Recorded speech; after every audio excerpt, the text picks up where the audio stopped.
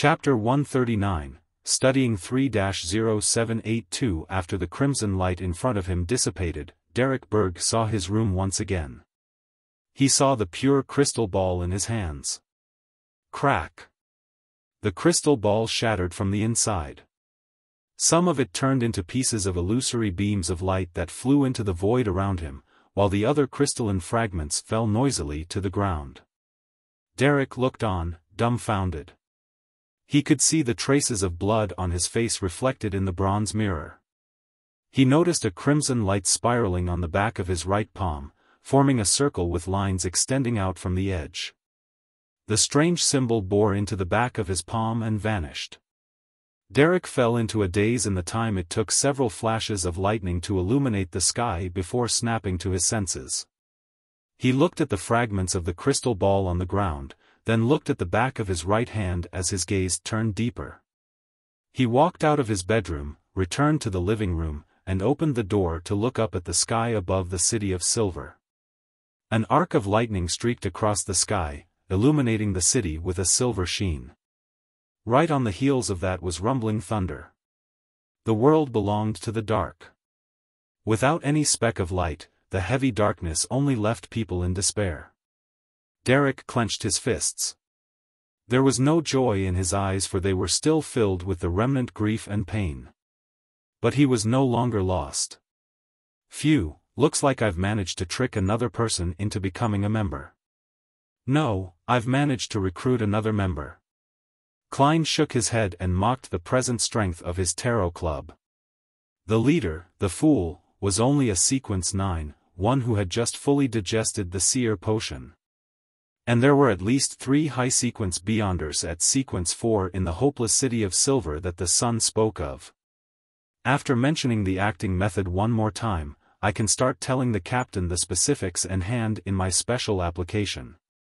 At the very least, I'll stop being in charge of support once I become a clown. Klein didn't stay in the world of fog. He extended his spirituality, wrapped it around himself, and initiated a descent. Tearing through the grey fog and passing through the ravings, he returned to his room before dispelling the wall of spirituality. Then, Klein picked up the key and headed out of the room. He first went to the 2 rooms booked by Dunn to take a look in order to confirm that the captain and Fry hadn't returned yet. He then headed to the first level and handed the key back to the boss. The boss looked at the wall clock to the side and gave a thumbs up. Well done. Hey, are you mistaken over why I booked an hourly room? Klein wanted to explain himself, but finally decided to leave the misunderstanding as it was. Feeling wronged, he tried to console himself. Yes, this way, he won't mention that I rented another room in front of the captain. After heading out and going through the motions, Klein did a quick divination and returned to the inn based on the results. He headed straight to the second floor to find Dunn and Fry discussing their investigations in one of the rooms, just as he expected. We can confirm that the wraith appeared within the last 3 months, Dunn summarized to Klein with a nod as he came through the door.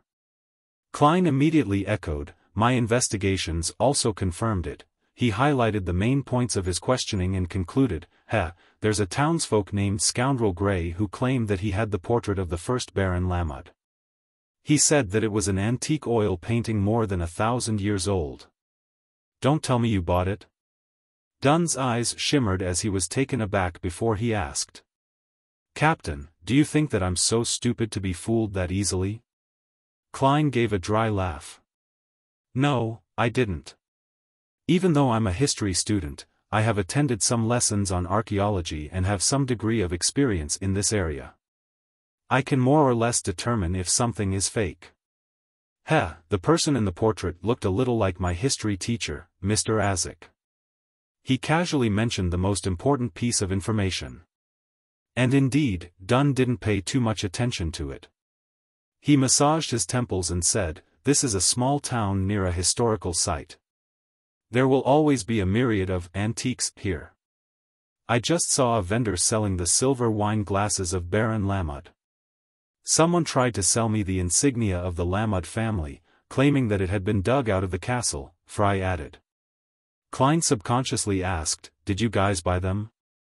Fry and Klein looked at each other, and didn't continue with the subject. The next mission is for you or Fry to take sealed artifact 3-0782 out of town to somewhere uninhabited.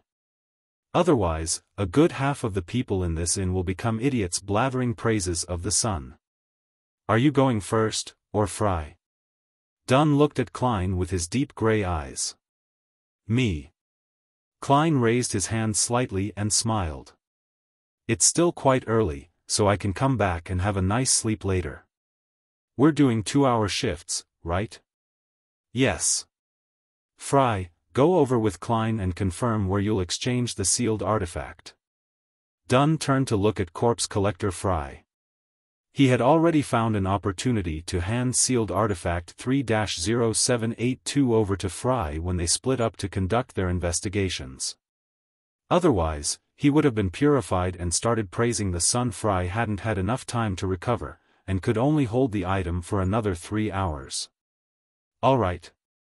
Fry took out the mutated sun sacred emblem from the inner pocket of his black windbreaker and handed it over to Klein.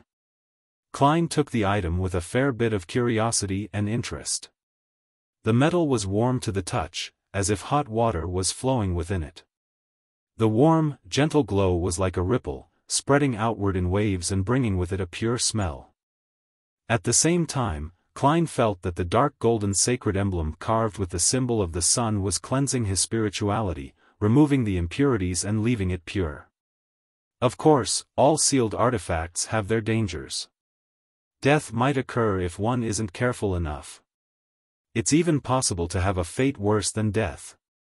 He muttered to himself as he placed the sealed artifact 3-0782 into his inner pocket. After inspecting his revolver, charms, and cane, he walked out of the room and left the inn together with Fry. They headed straight for the outskirts of Lamud town.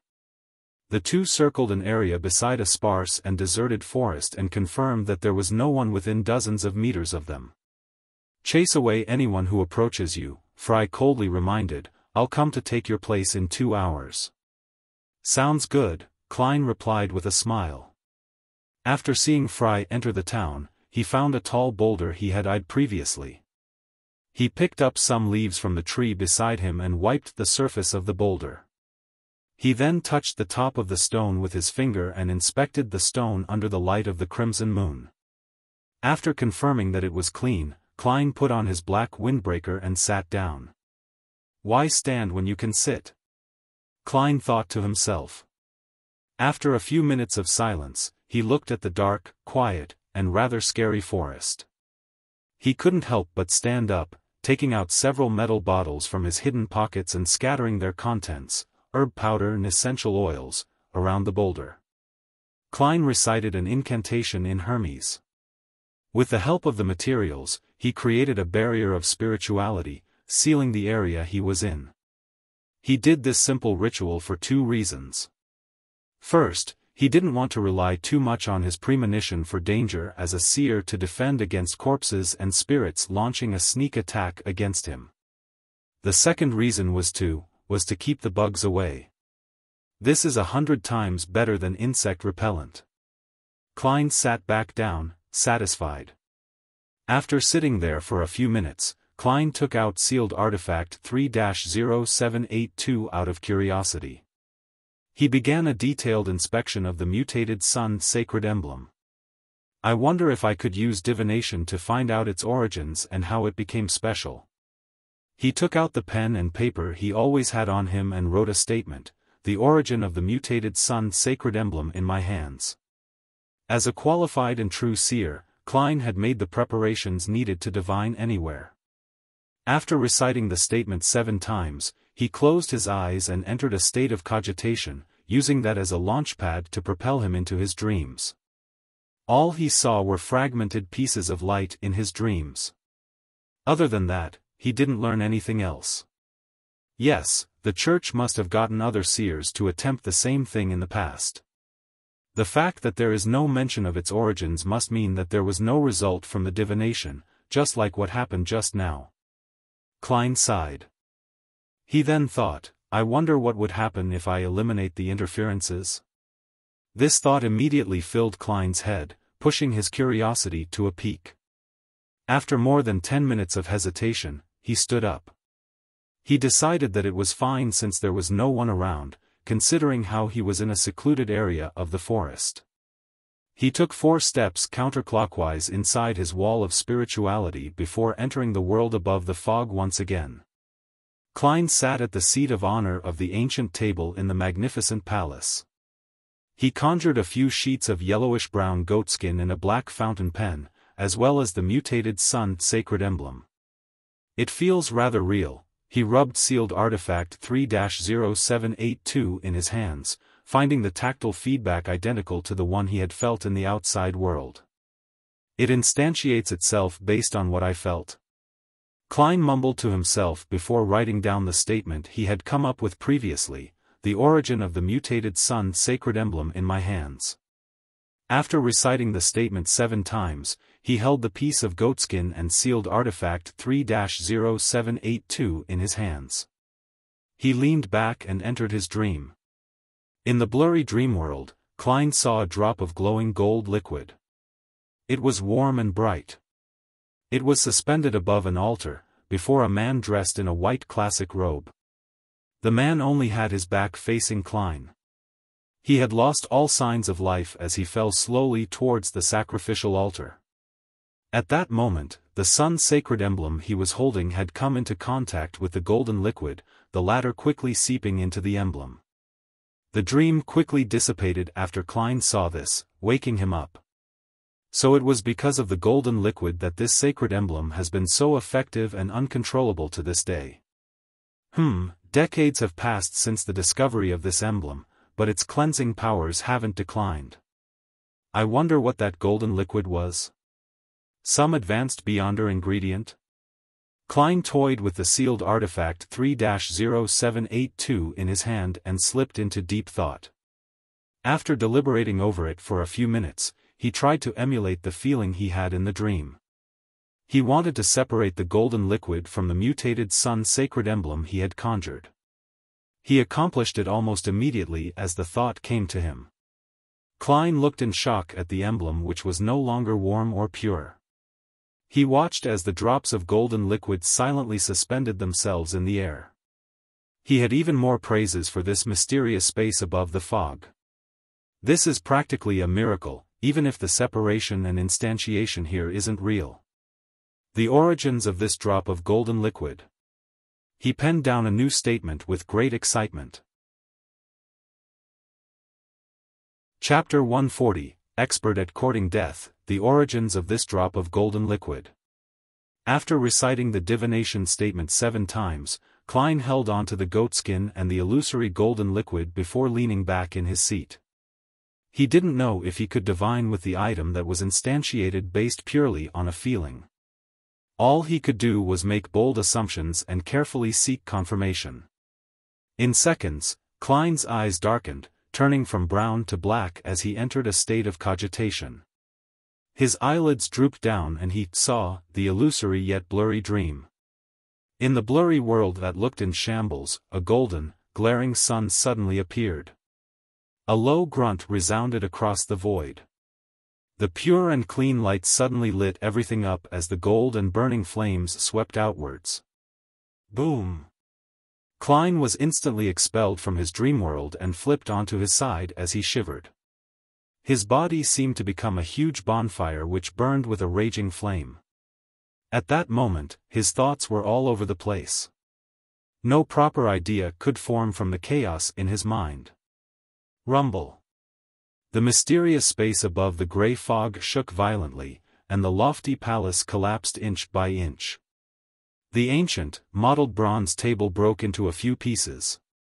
The terrifying changes only continued for 3 seconds before the world above the gray fog returned to tranquility as though nothing had happened.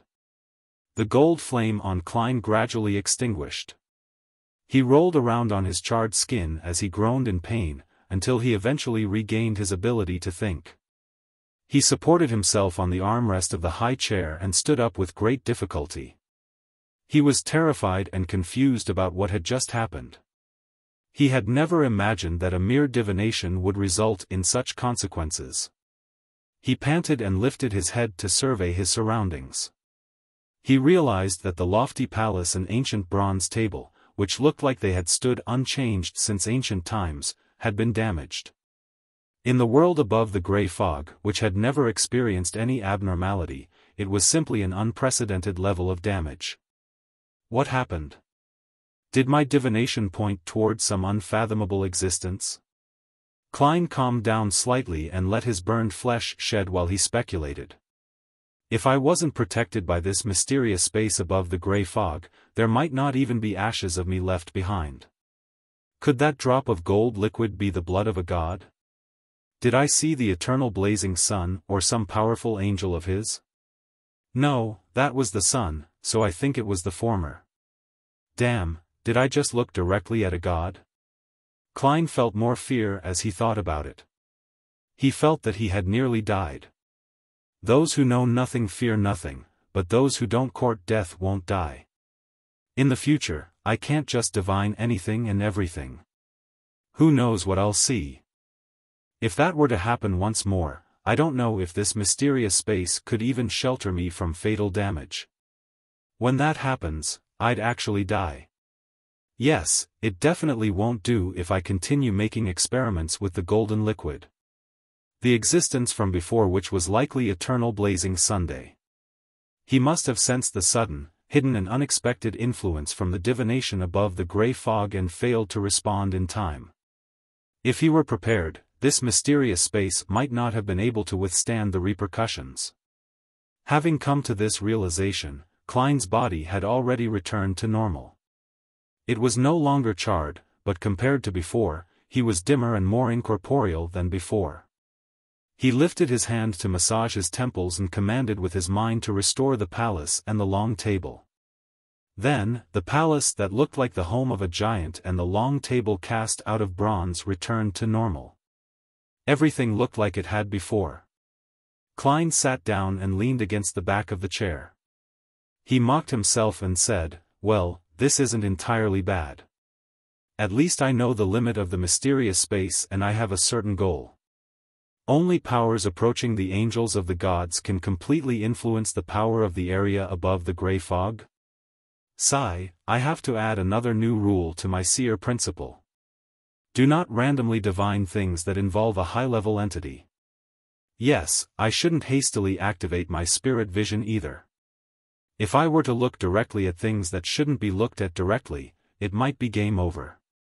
In the outside world, I don't have the mysterious space to fend off most of the negative effects." After a while, Klein's expression turned odd because some knowledge was reverberating in his head. Yes, knowledge. In the short time he had spent with what appeared to be eternal blazing sun, Klein was constantly in his divination state. Hence, he could instinctively divine certain matters and knowledge from the being that he was looking at. He quickly used a dream divination to recall and organize what he had gathered that wasn't his primary objective. He picked up the black fountain pen and wrote one line after another. 1. Do not look directly at God. 2. Pure white angel. 3. The technique of making a flaring sun charm. It's a relatively high-level charm in the domain of the sun.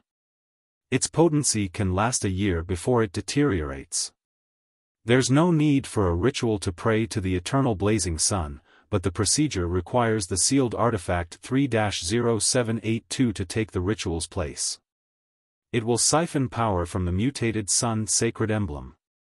4. Extremely hostile towards Lord of Storms and God of Knowledge and Wisdom. 5. Bard Potion Formula, main ingredients, a crystal sunflower or an adult flint bird's tail feather or a fire bird's tail feather. A piece of siren rock or a singing sunflower. Supplementary ingredients, a blade of midsummer grass, 5 drops of July wine juice, a blade of elf dark leaf. 6. Light Suppliant Potion Formula, main ingredients, a piece of brilliance rock or powder of dazzling soul ore. Blood of a mirror hedgehog or the heart of a magma titan. Supplementary ingredients, a golden-edged sunflower, 3 drops of aconite juice. 7. Priest of Light Potion Formula, information of main ingredients missing. Supplementary ingredients, 5 grams of rosemary, 7 drops of fingered citron juices, rock water. 8. Sequence 4, Unshadowed Potion Formula. Main ingredients could be the golden blood of God extracted from the mutated sun sacred emblem. It could also be replaced with 3 adult sun divine birds' tail feathers and a piece of holy brilliance rock. Information of supplementary ingredients missing. After writing down the 8 lines, Klein couldn't help but rap the edge of the long bronze table. He had gained way more than he imagined. He was already satisfied with surviving his reckless divination earlier, but now he had received an unexpected survival reward. From the confidential information he received from the Nighthawks, he knew that the sequence pathway that the Church of the Eternal Blazing Sun held was called Sun, and its sequence 9 was barred. It would allow the Beyonder to imbue courage and strength for themselves and their allies through their singing, a job that brought about devotion and submission. Their slogan was, "Let us praise the sun." The corresponding sequence 8 was Light's Suppliant. They could cast spells and hold rituals from the sun's domain which were very effective against corpses and spirits. Sequence 7 was called Solar High Priest, which greatly enhanced the spells and rituals within its domain. In other words, I have obtained the complete potion formulas of Sequence 9 and Sequence 8 in the Sun sequence pathway. Yes, unlike before, the potion formula even lists replacement items and ingredient names from different eras. As expected of formulas obtained directly from Eternal Blazing Sun through divination. Klein thought in satisfaction. He had originally planned on seeing if the Hanged Man could solve the request of the young man from the City of Silver. After all, the Church of the Lord of Storms and the Church of the Eternal Blazing Sun were the most ancient orthodox sections. They had fought against each other for thousands of years, so it would only make sense for the two churches to have learned the initial sequence of each other's pathways. The Hanged Man might not have cared about the Sun pathway previously, but since he is very likely a Sequence 7 seafarer, it would probably be easy for him if he really needed to gather the information. However, I don't need him now. I solved it myself, through an unbelievable yet extremely dangerous method. Miss Justice, Mr. Hanged Man, my son friend, your fool nearly turned himself into a charred corpse. Klein lampooned silently while still feeling a lingering sense of fear. He lowered his head and looked at the records on the goatskin before him. He thought of another formula. Would the Priest of Light be an ancient name of Solar High Priest? The confidential information of the Nighthawks never mentioned it, and my divination didn't pinpoint the sequence number. Is it Sequence 6, or Sequence 5? Sequence 4, Unshadowed. This is the first high sequence formula that I've obtained. It's such a pity that it lacks the supplementary ingredients. I wonder how I can fill in the blanks. I can't believe that drop of golden liquid is really the blood of a god. Sealed Artifact 3-0782 is probably far stronger than anyone imagines. From what I can see, it's sufficient to become a Grade 1 sealed artifact. Yes, it's likely that the Nighthawks from before only determined whether the item has any traits of the living, how much danger it would cause to nearby humans, how difficult it is to control the item's effects, and if it can be used against corpses and spirits. They had no way of discovering its unique origin. The mutated sun sacred emblem can probably even fight against evil spirits. How could the examiner find an evil spirit to experiment on? As an official Nighthawk, I can't become the owner of Sealed Artifact 3-0782, but, yes, I can find an opportunity to make a flaring sun charm and siphon its power? Sigh. I certainly can't do it now. I haven't prepared the necessary ingredients. Why would I, a Nighthawk of the Evernight Goddess, carry the ingredients of the sun around with me? Klein massaged his forehead regrettably. He saw that there was no other movement in the world above the gray fog and finally relaxed. He confirmed that the Eternal Blazing Sun hadn't managed to track him down. Do not look directly at God, do not look directly at a high-level entity. I must remember this. Why would the eternal blazing sun be extremely hostile towards the Lord of Storms and the God of Knowledge and Wisdom? What the hell is a pure white angel? As these mixed thoughts filled his brain, Klein felt the emptiness and an aching pain in his head. Plus, he felt that too much time had passed. He had to return to the outer world, just in case someone discovered anything amiss. Back then, he thought it would take a minute or so to divine 2 or 3 times in the mysterious space. Plus, there was a spirituality wall isolating him from everything else. Once it was touched, his body in the world above the gray fog would sense it. Hence, he felt utterly safe, but he hadn't considered the possibility of having some sort of accident. In the end, he nearly lost his life, and that wasted quite a bit of time.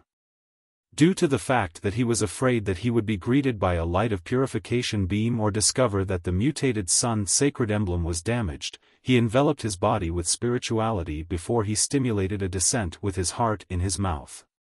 The crimson moonlight reflected in his eyes, and there was a darkness hidden within. Klein saw the sparse forest and the weeds before him, as well as the intact sealed artifact 3-0782 in his hands.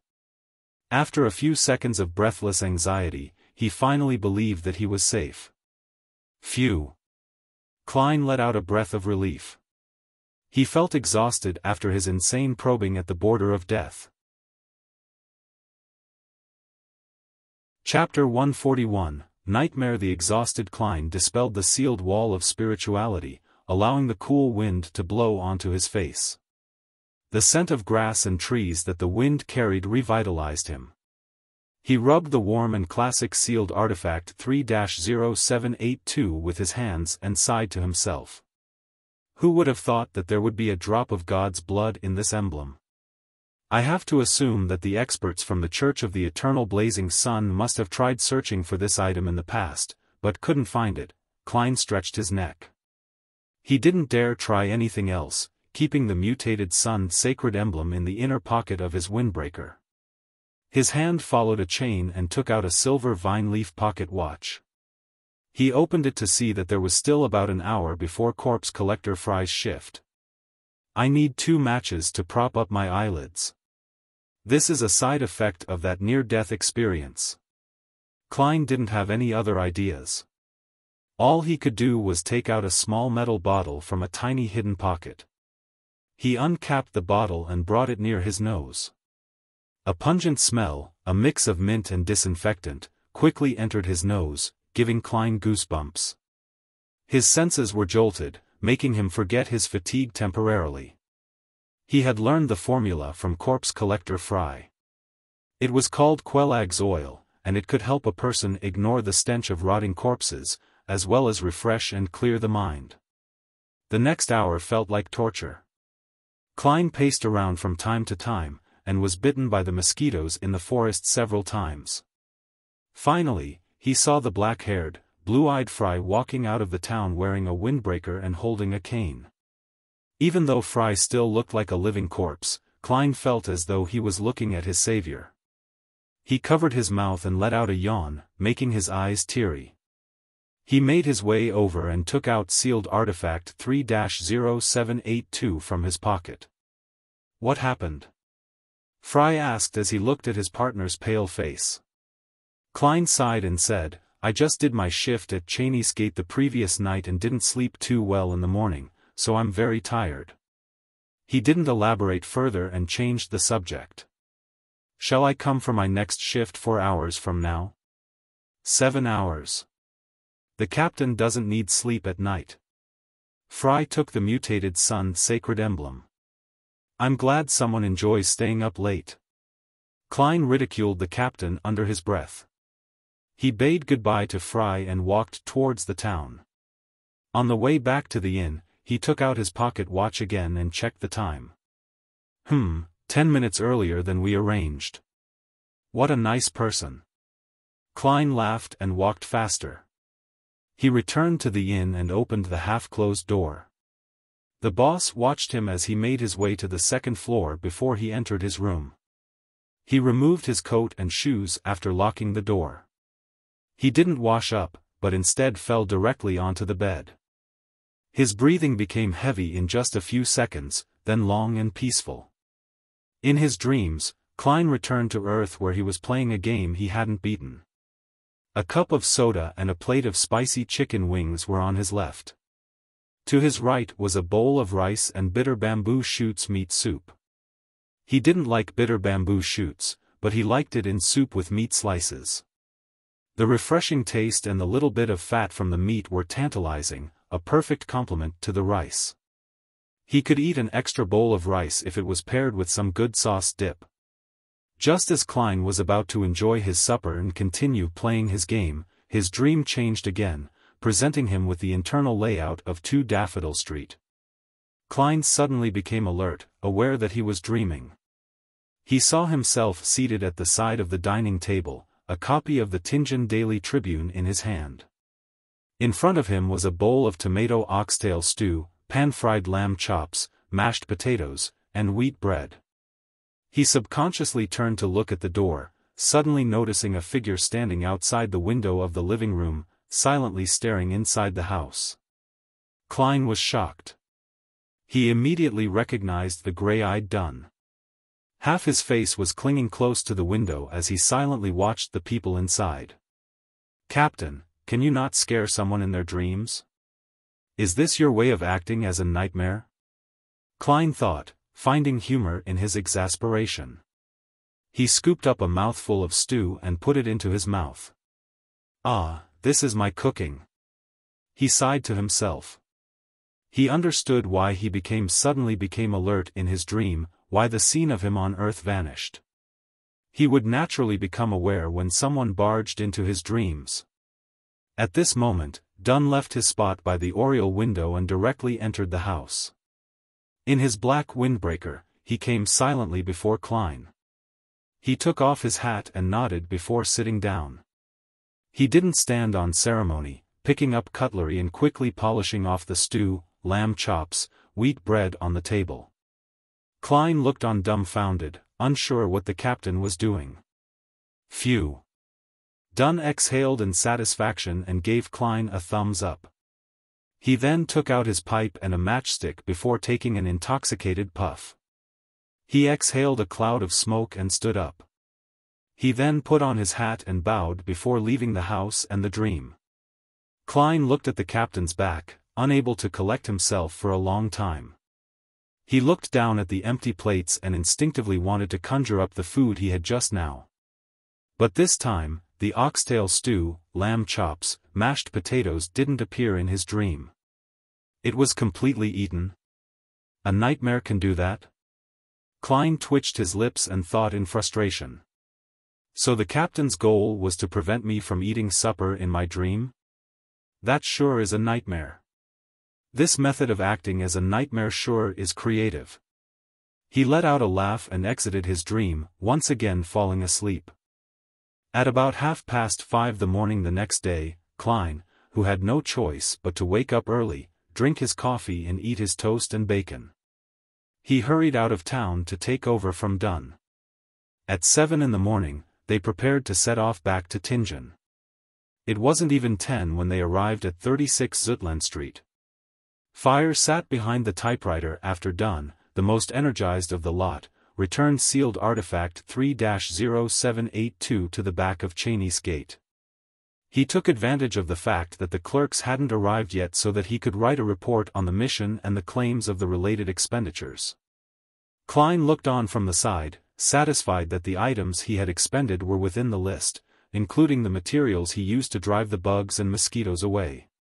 He didn't return home immediately, for he had arranged to meet the asylum's Dr. Daxter at 1 in the afternoon at the agreed-upon venue through a coded letter. Then there's still the tarot gathering at 3. Why does the boss of a secret society have such a tiring life? Klein thought to himself. He took a 2-hour nap in the Nighthawk's break room to catch up on sleep. He didn't forget the information he had obtained the previous day. He wasn't worried that he would forget, for the information could be recalled using divination. He was afraid that he would disregard the existence of this information and even lose the ability to divine the information. Thus, he recalled the pieces of information once again before he slept to reinforce them. This was also the reason Klein insisted on doing a review every week and reorganize all the information he knew. After lunch, he took a look at his pocket watch and left the Blackthorn Security Company for the shooting club at 3 Zutland Street. Klein entered the reception area after pushing open the door, but he didn't head directly to the shooting range belonging to the Nighthawks. Instead, he found a seat in the hall as he waited patiently with his black cane in hand. He had arranged to meet Daxter at the Zutland Street Shooting Club. He had arranged this through handwritten letters. Whenever Klein needed to meet him, he would write to Dr. Daxter Guderian in place of a patient's family member and ask about a unique condition called dissociative identity disorder.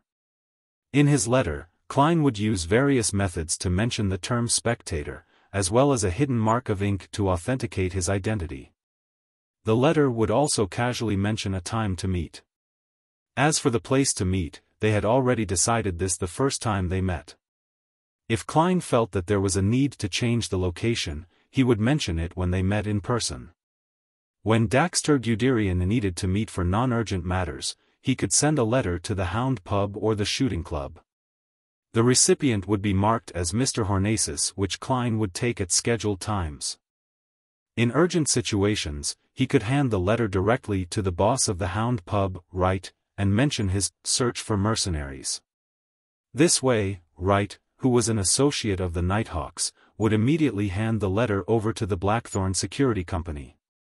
After waiting for a while, Klein saw the refined Daxter enter the shooting club, a few minutes past 1. He was wearing a black hat and a fitted tuxedo. He had a cane inlaid with silver in his hands, as well as a pair of gold-framed spectacles on his face.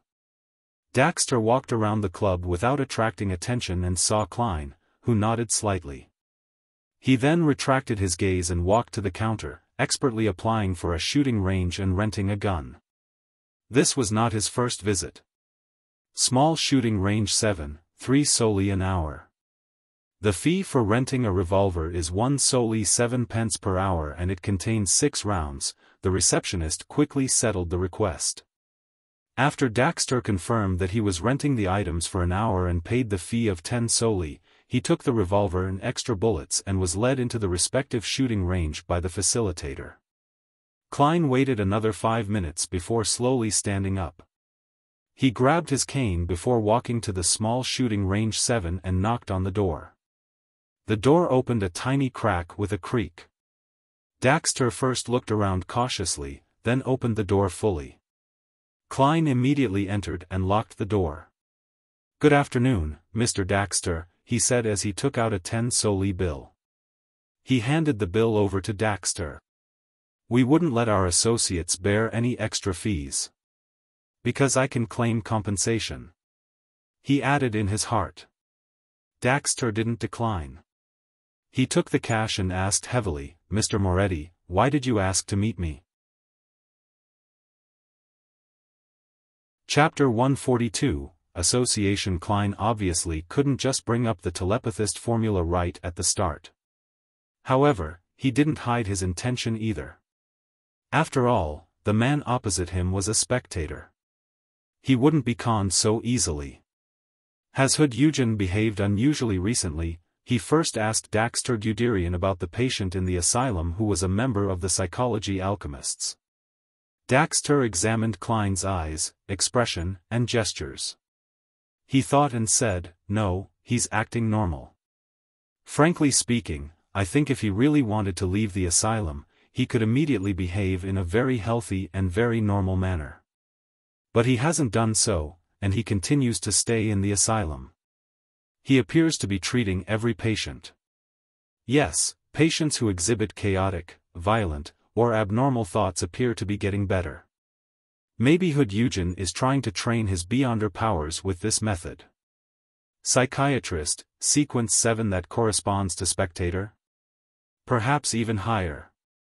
Since Hood Eugen isn't a doctor in the asylum but entered as a patient, it means that he hasn't truly grasped the acting method. It should be as Daxter has guessed, he's probably training his beyonder skills and doing so resembles that of the acting method. To a certain extent, it could slow down the potion's negative influence. Hence, Hudjujin decided to just take the asylum as his home. Klein openly showed that he was in deep thought regarding Hudjujin's matter. Because that would make Daxter Guderian feel that he knew and understood a lot, making him appear unfathomable. With this in mind, Klein guessed something else. The psychology alchemists hadn't grasped the acting method. After all, even a mainstay member at the Sequence 7 was unaware of this. In this era with few Beyonders, a Sequence 7 was considered mid-level in any secret organization. They were important enough to know crucial matters, especially those that could help members resist the loss of control. Plus, the Psychology Alchemists was a secret organization that had only been established in the last 300 years or even earlier. It was understandable that they hadn't grasped or deduced the acting method. The only organization that brought up the method explicitly was the Secret Order. They were an ancient organization that had more than 1500 years of history and could be traced back to the previous epoch. Hey, the Church of the Goddess is even older than the Secret Order. Just the Letter of Saints from the Revelation of Evernight clearly indicates that it's nearly 3,000 years old. That's not to mention the mythical legends before that. How could such an ancient church not discover the acting method?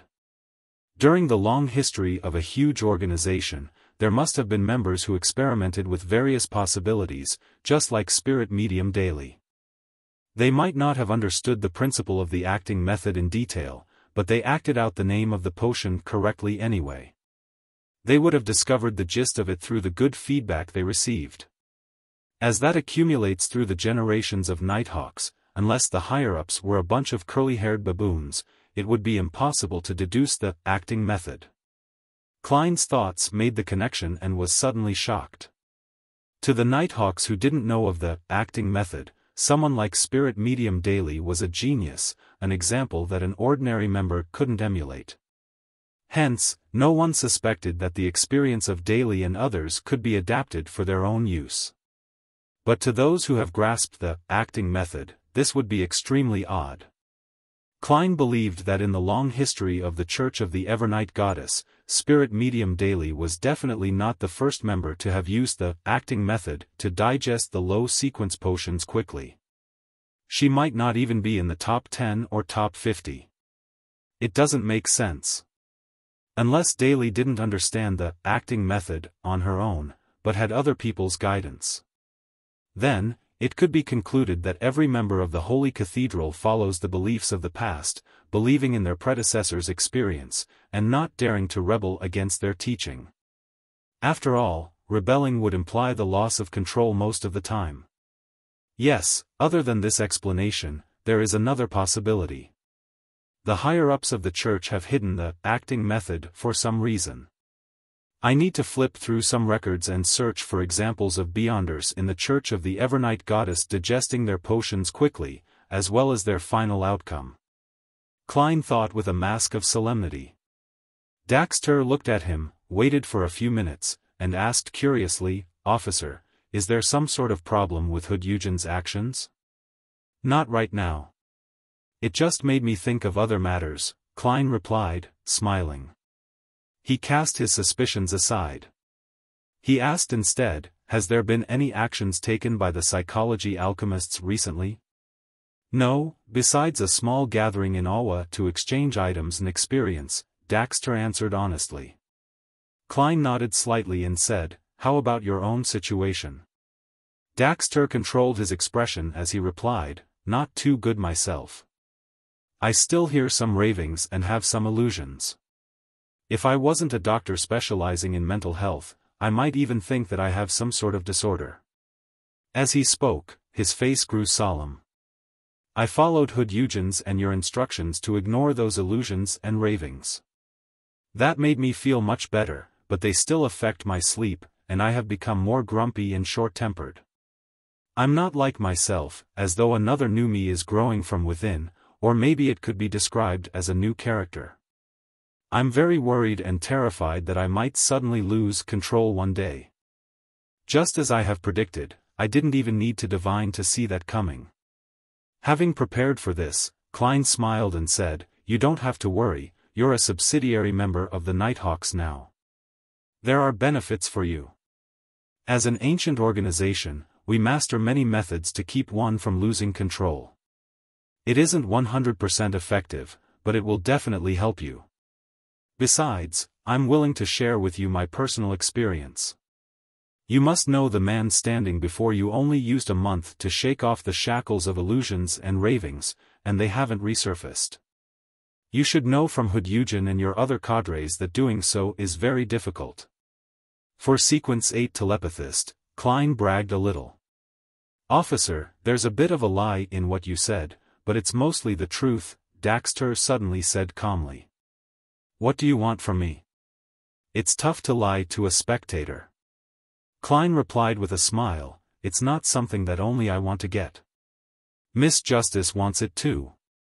Of course, he knew that Daxter would definitely assume that the Nighthawk squad wanted something. "If your method is really effective, and the items or information you want is within my reach," Daxter weighed his words as he spoke.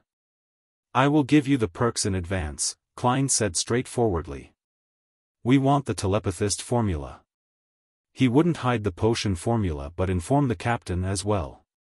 He would tell the captain that Daxter used it in exchange for his personal experience on bringing the potion under control. During the procedure, Klein would definitely verify the formula and accidentally memorize it in his head. Besides, he would use the fact that he used his personal experience in exchange for the formula to earn merit with the Nighthawks. By then, with his previous merits, he might not even need to put in extra effort to apply for the clown formula and main ingredients. A formula for 2 deals, quite a good bargain. Klein thought happily. Daxter looked into his eyes and kept quiet for a while before he said, "You're very frank. I'll try my best to get the formula, but I'm not sure how long it'll take me. If it gets too dangerous, I hope that I can replace it with something else." "No problem." Klein didn't intend to force the request on the man. He then described the acting method vaguely. "The key to resisting the loss of control lies within the name of the potion. We have to understand it and learn its true meaning. You can't completely understand it by thinking about it. It must be understood through experience. For instance, as a spectator, you have to understand that you're only a spectator, not an actor. How a spectator should act is something that you need to discover through attempts and experimentation to deduce the principles required of you. From there, adhere to it strictly." Daxter listened attentively. Then, he replied, "That's a brand new way to look at things. I'm willing to use the word theory to describe what you just said. This is just like a theory of a play and opera. I'll try, and I hope it'll help. If it really works, I'll do my best to get you the telepathist formula. May the goddess protect you." Klein drew a crimson moon on his chest. Klein didn't request the potion formula of psychiatrist as well, because he knew that it was a task that Daxter couldn't complete with his current position. He might end up exposing him if he wasn't careful. Thus, he planned to take it one step at a time by helping Daxter achieve a higher position in the psychology alchemists slowly. Then, the long-term benefits would be abundant. Klein looked outside through the peephole in the door, then he left quickly and turned to the small shooting range that was designated for the Nighthawks. He entered and locked the door.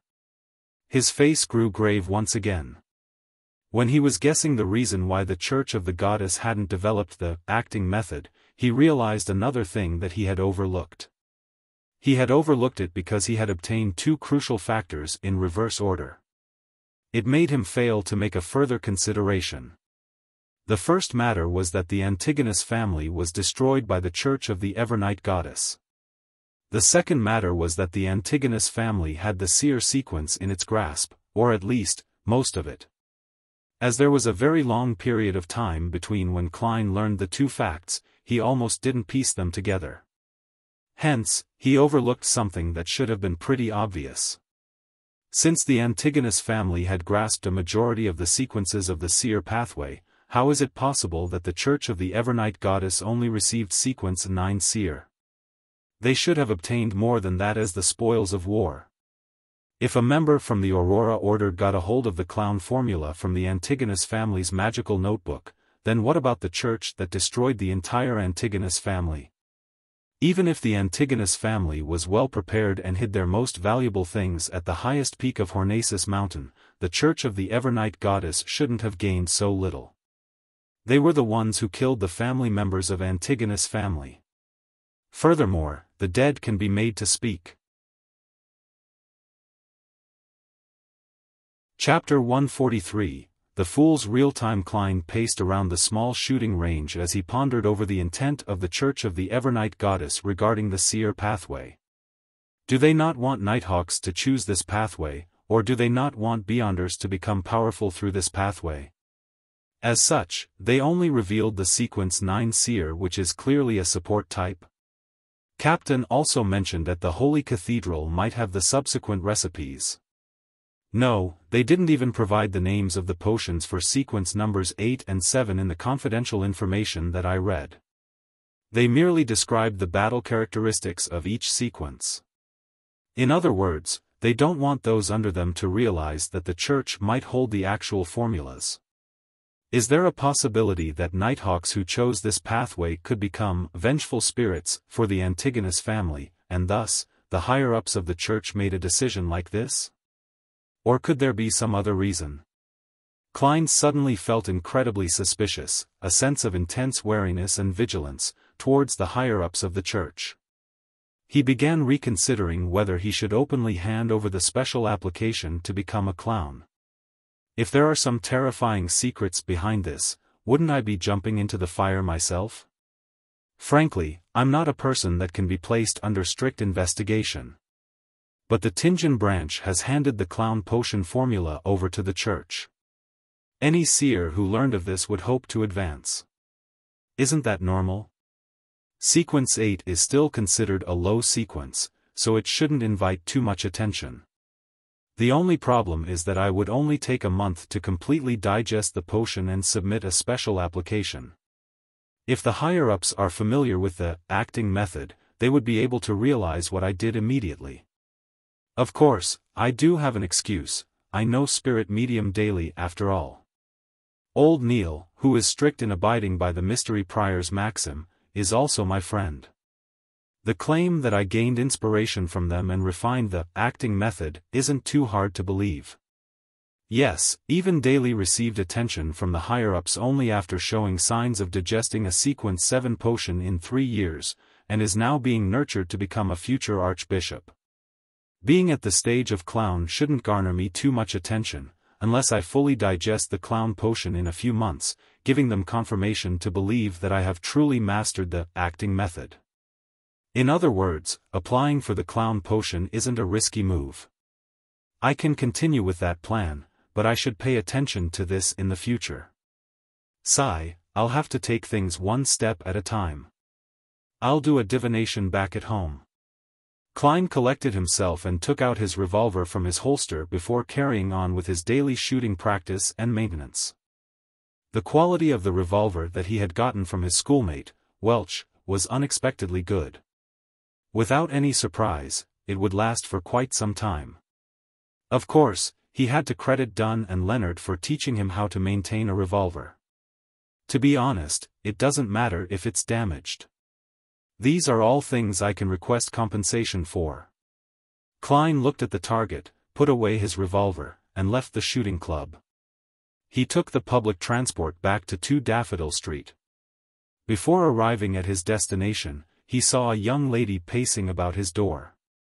This lady was dressed in a blue lacy dress, as well as a thinly veiled hat.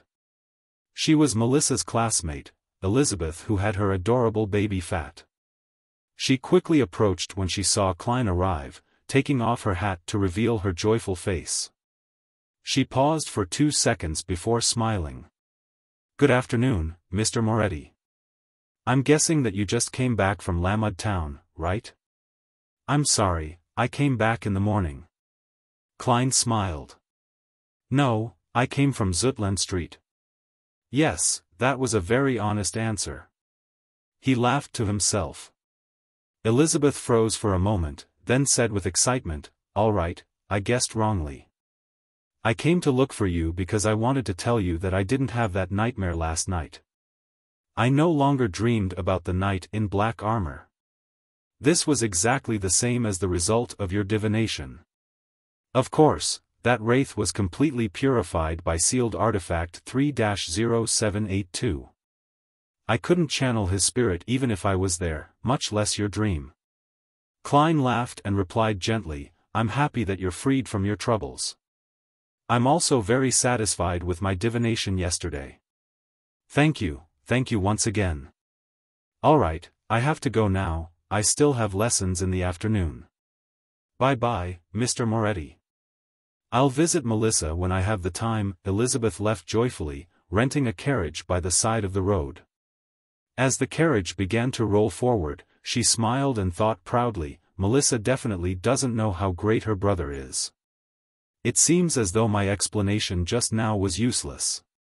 Young ladies would rather trust their intuition and the truths made up in their minds." Klein saw Elizabeth board the carriage and opened the door to his house. He made his way to his room. He rested for a while before he began to consolidate everything that had happened over the past week, including the questions he had yet to resolve. After completing the task, he burned his notes, took out his pocket watch, and opened it. 2:30. There's another 15 minutes left. Seeing that he still had time, Klein put on his oldest suit and headed to Smyron Bakery at Iron Cross Street to buy a cup of sweet iced tea from Mrs. Wendy. He drank his beverage as he returned, then sealed his room with a wall of spirituality at 3:15. He then took 4 steps counterclockwise and entered the world above the grey fog. In the quiet, ancient palace, Klein conjured a piece of goatskin and wrote down a divination statement: "I should obtain the clown potion through the Nighthawks." He put his pen down and untangled the spirit pendulum on his wrist. He grabbed the pendulum firmly with his left hand, allowing the topaz to be suspended right above the piece of paper. He recited the statement 7 times. His eyes darkened and the pendulum in his hand started to turn. It turned clockwise. It's a positive answer, so it's appropriate. But it'll be hard to say for the sequences after clown. I should seriously develop my tarot club. Klein did another divination to confirm the answer. After this, he used his hand and pressed down on the dark red star representing the sun. He wanted to bring the youth from the City of Silver in early and ask if he revealed whatever had happened in this world to the 6-member council. If he hadn't, then Klein would give him a better way of knowing what time the gatherings would start. In a room of the Berg household in the City of Silver, Derek sat silently by the side of his bed, waiting for the fool's summoning. In order to avoid being near anybody, he didn't even go out of the house after he returned. He had nearly finished all the food in his room. Bearing with the hunger and hearing the growls of his stomach, Derek felt as though he was a living corpse roaming around on a dark plain. However, he remained silent nor did he stand. At that moment, he saw a dark red color spread in the air, quickly swallowing him. The gray, boundless, cold, lonely world appeared in his field of vision once again. Seated at the seat of honor, the fool, who was obscured by the thick fog, presented himself in front of him once more. Klein was satisfied that his summoning wasn't interrupted. He also confirmed that he didn't face any immediate danger. "Son, we meet again," he said smilingly, using Jotun. Derek was shocked by what had happened. He lowered his head. "You are a fool who keeps his word. The other members will arrive in a while. Before that, I'll confirm a few things with you first." Klein used the loan language this time, but willed the mysterious space to translate it into Jotun. The words rang through the air, coming to Derek in Jotun. He asked curiously, "What's the matter?" "Well, now that I've gained a certain degree of mastery over Jotun, the mysterious space above the gray fog can translate whatever I say in real time. This means that I won't have to worry about justice and the hanged man not understanding whatever Sun says. Sigh, why does a boss like me have to work so tirelessly?" Klein pinched the bridge of his nose. He laughed and shook his head. I'll permit you to recite my name, remember the incantations I'm going to tell you. The fool that doesn't belong to this era, the mysterious ruler above the grey fog, the king of yellow and black who wields good luck. Derek's pupils constricted when he heard that, but he didn't dare to get distracted. He recited it over and over again in his heart, then confirmed it with the fool. You have to use a simple ritual and recite my name whenever you return to the City of Silver. I will notify you in advance for future gatherings. You need not pay too much attention to it on other days, nor do you have to avoid anyone. When you receive my notification, isolate yourself within 1,000 heartbeats. Klein told him the method he had been deliberating on for quite some time. This was essentially a response to a prayer. As he had to consider the situation regarding the City of Silver, as well as save time, Klein opted to omit the other steps of the ritual since it was a plea directed toward him. 1,000 heartbeats? Derek muttered to himself. Klein described the general idea of the tarot club to Derek, then took out his pocket watch and looked at the time. Derek froze for a while, instinctively looking at the wondrous item. When 3 approached, Klein extended his hand and pressed on the dark red stars representing justice and the hanged man. Derek didn't blink as he witnessed this. He saw light burst forth opposite and beside him, as 2 hazy figures extended from within. Audrey Hall surveyed her surroundings and froze suddenly. She then heard the ever-calm voice of Mr. Fool. This is our newest member, his code name is Sunday. This is Miss Justice, and that is Mr. Hanged Man. Newest member? Audrey was shocked at first, then her shock immediately turned to joy. She was very excited to see the development of the Tarot Club. She felt like a protagonist. The hanged man Alger creased his brows, a little upset that the fool would drag in a new member so suddenly. He should have at least mentioned it to us. But a great figure like Mr. Fool wouldn't have to care about our feelings. He thought in exasperation before giving a simple greeting to Justice and Sunday. In this short process, Audrey entered the her spectator state and paid close attention to the newest member Sunday. He should be quite young. His body language tells me that he's a little nervous and restrained. But he ultimately maintains a tolerable air of silence, giving the feeling of, a lone wolf. Yes, a lone wolf, Audrey thought as she cast her gaze at the fool who was seated at the end of the long bronze table. She said in joy, Mr. Fool, I've collected another 2 pages of Emperor Roselle's diary. Chapter 144. Three-way deal. Actually there were 3 pages, but the characters were too complicated and too difficult to memorize. My limit is only a little over 2 pages. I would mess up if I were to memorize more. The rest will have to wait until the next gathering. Audrey added in her head. New pages of Roselle's diary? Klein's mind stirred. He smiled and asked in reply when he already knew the answer, Miss Justice, what do you need? Audrey's eyes beamed with excitement, but she replied in a reserved manner, you know that I'll soon fully digest the spectator potion. I hope that I can get the formula for the telepathist potion so that I can prepare the ingredients ahead of time. I know that there isn't much content for 2 pages of the diary, and it might not equal to the value of the telepathist formula, so I'll give you another page. I'll also pay you a sum of money on the side. She had yet to finish what she said when she suddenly felt that it had come out wrong. She couldn't help but berate herself in her head. Mr. Fool is at the very least an important figure which approaches that of a god. How could he be bought over by money? Hence, Audrey couldn't maintain her spectator state as she hurriedly added with a stammer, that's not what I meant. Mr. Fool, what I meant is that you can determine the compensation that you'd like. Yes, that's what I meant. I like your earlier suggestion. I would answer like this, when you have fully digested the spectator potion, you will get the formula you need. I have a subordinate, no, I have to use the word adorer, that sounds more awesome. He happens to be handling some matters that require money, and this is his anonymous account in Backland Bank. Yes, then I will disguise myself and make an anonymous account in Backland Bank.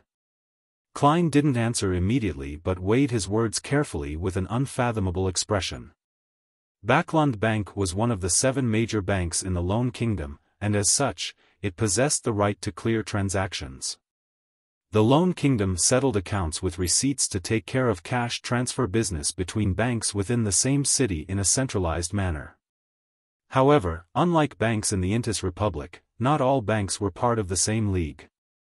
The biggest 7 banks held on to these rights.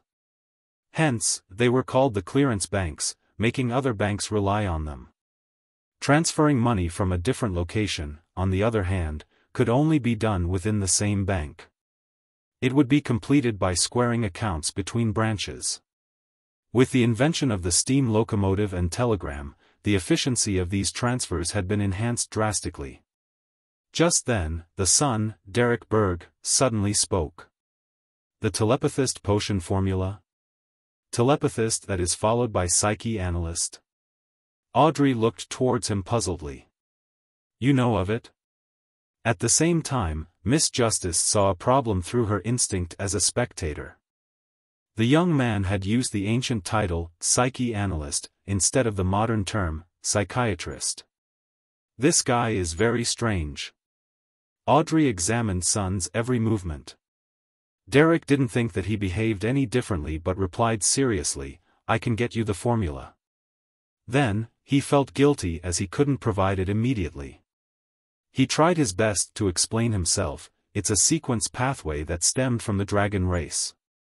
And our city of Silver was once ruled by the Giant King's imperial household. As you know, the giants and the dragons are sworn enemies. Hence, the city of Silver has all of sequence 9, 8, and 7. I have ways to get them. This kid. I already warned him not to speak carelessly or expose his origins. In the end, Klein nearly wanted to extend his hand to cover his face. Sigh, although the son appears to be in great pain, very mature and silent for his age, he's just a boy after all. However, that clarifies one thing for me. It turns out that the spectator sequence's origin stem from the dragon race. It's no wonder that the symbol formed by stars behind Miss Justice's high chair is the dragon. The city of Silver has preserved history well. Klein maintained his posture of leaning against the back of his chair while he listened thoughtfully to the son's description. In fact, he could have easily stopped the son from exposing those matters. As long as he didn't help in the simultaneous translation, Justice and the hanged man wouldn't have understood him at all. However, Klein took a different approach.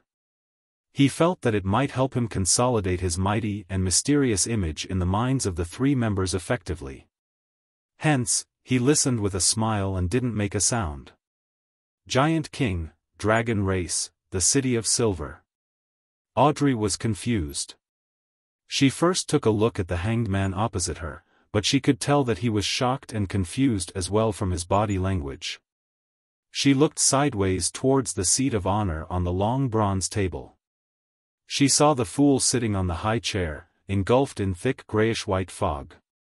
His right arm was placed on the armrest while he leaned sideways leisurely. He showed no shock, no curiosity, no thoughts, and no doubt. He only looked at them with a smile. He knows. He knew all of this. Audrey and Alger made the definite judgment almost at the same time. The City of Silver, I've never heard of this place. Where is it? Audrey probed while Alger listened attentively. At that very moment, Derek Berg's head was filled with questions as well. He could tell that, besides the godlike fool, Justice and the hanged man were some sort of beyonder. In the forsaken land of the gods, besides the people in the City of Silver, Derek had never seen another living human. So, he asked in reply, if you aren't residents of the City of Silver, which city-state are you from? Sigh. Klein couldn't help but wish to sigh again. Audrey trembled her lips, momentarily at a loss for words. Yes, the hidden meaning behind his question is that if you don't want to answer a similar question, don't pry into the questions about where the other person lives. Miss Justice nodded faintly and elegantly kept quiet. Obviously, Alger had misunderstood the son's intentions as well. He didn't know the other person was really just asking straightforwardly. So, he kept quiet too. When Derek didn't receive any reply, he seemed to realize what was happening. He didn't bring it up again and instead said, I will try to get the telepathist potion formula as soon as possible. I would like to use it to exchange for the beginning sequence pathway of the sun. Sun sequence pathway? Sequence 9 Bard? Alger asked in reply. Derek thought and said, probably, but I lack information about it. Klein, who was watching from the side, decided to get involved, because he didn't want to risk anyone taking his business away. He smiled and said, I believe Miss Justice doesn't have the Bard formula. But Mr. Hanged Man seems to be able to get it. Seeing Audrey nod, Klein continued with a faint smile, I will give the sun the Bard formula. The sun will pass the telepathist potion to Miss Justice as soon as possible. Try to get it done within the next 2 gatherings. Miss Justice, please pass me the new pages of Roselle's diary. Then, the deal is done. Yes, according to the law of equivalent exchange, the sun is on the losing end of this transaction, but as of now, he has only made a promise. When he really provides the telepathist formula, Miss Justice can consider how to compensate him again, or I will compensate him while Miss Justice provides money to one of my adorers who needs to do somethings recently. Heh, that's because the sun might not necessarily be able to receive Miss Justice's cash or ingredients as compensation. Klein intentionally added that final statement to redirect the Hanged Man and Justice's focus onto the fact that Sun might not be able to receive her compensation. He also did that to place himself in an unfathomable position, then, everyone would ignore the adorer that lacked money. Might not necessarily receive the compensation. Where exactly is the sun? The southern continent? Alger suddenly creased his eyebrows. The origin of the sun is mysterious too. As expected, Mr. Fool does have subordinates in reality. Audrey finally saw her hope of becoming a Sequence 8 telepathist. What other thoughts could she have? She suppressed her excitement and flashed a faint smile as she said, I have no objections. Neither do I. When Derek saw that he could obtain the beginning sequence of the sun pathway, he nodded without hesitation. He couldn't care less about the additional compensation. Alger, who was out of the 3-way deal, didn't have the right to speak. Although he could get the formula of Bard, he would need to wait a week or 2 as well. At that moment, Klein, who had successfully delayed the compensation to the next gathering, or the following one after, pressed his palm forward happily. The Bard formula surfaced. Main ingredients: a crystal sunflower or an adult flint bird's tail feather or a fire bird's tail feather. A piece of siren rock or a singing sunflower. Supplementary ingredients: a blade of midsummer grass, 5 drops of July wine juice, a blade of elf dark leaf. He sent the formula before the sun and saw the young man first crease his eyebrows and then relax. Yes, the ingredients in the forsaken land of the gods will still be known by their ancient names. Luckily, my formula was obtained directly from the eternal blazing Sunday. The knowledge that I gained used ancient names and various replacements. Klein suddenly cast his eyes of realization towards Miss Justice. Audrey looked at the son who was memorizing the formula, then she quickly willed the 2 pages of the diary that she had memorized. The diary immediately appeared on the yellowish-brown goatskin and, with a flash, appeared in Klein's hands. Just like before, he started reading immediately. November 3rd, Matilda is 3 months pregnant now. I even find those maidservants who come from the villages beautiful. No, I can't lower my standards. Coincidentally, Countess Florice has invited me to join a private party, hee. November 8th, Archbishop Van Esten sought my help. What can I do for an archbishop? November 9th, it turns out that there is actually a secret hidden within sequence pathways. Archbishop Esten told me that after becoming a Sequence 5 Beyonder, the rest of the sequences could be replaced with sequences of the same level from one or two other pathways. In other words, it starts from the mid-sequence to high sequence. But this is only limited between those one or two pathways. If it's replaced with a potion from a wrong pathway, semi-insanity is the mildest outcome, and one can't advance any further. This way, one can begin substituting pathways from sequence 4 onwards. Sleepless and corpse collector pathways. Yes, the Church's savant and mystery prior pathways can also substitute for one another at a high sequence. Chapter 145, Request for Cooperation. Some pathways are interchangeable after sequence 5. That's different from what the Nighthawks told me. Isn't it a fact that you cannot change your pathway after you choose one? Wasn't it mentioned that diverging from your pathway would allow one to obtain strange, mysterious powers, but that person would definitely go insane and would never be able to advance? To think that there are some hidden exceptions to this. Klein looked at the diary, his pupils constricting. He didn't think that the Emperor Roselle would spout nonsense about something like this. After all, the surprise in his words were so real. But he didn't assume that the information Emperor Roselle had received was definitely correct. There was also a possibility that he had been lied to, or that he had misinterpreted the information. I will need to verify this. I'll commit it to my memory first. Klein reminded himself, then thought deeply about this. If what Roselle described here turns out to be correct, then the sequence pathways go deeper than what I imagined. It hides many secrets. The complete pathway possessed by the Nighthawks is sleepless. They also possess a relatively complete path in the Corpse Collector, which they have up to sequence 4. To think that those are interchangeable after sequence 5. The other potion chains they have are even less complete, as some pathways only possess the first sequence.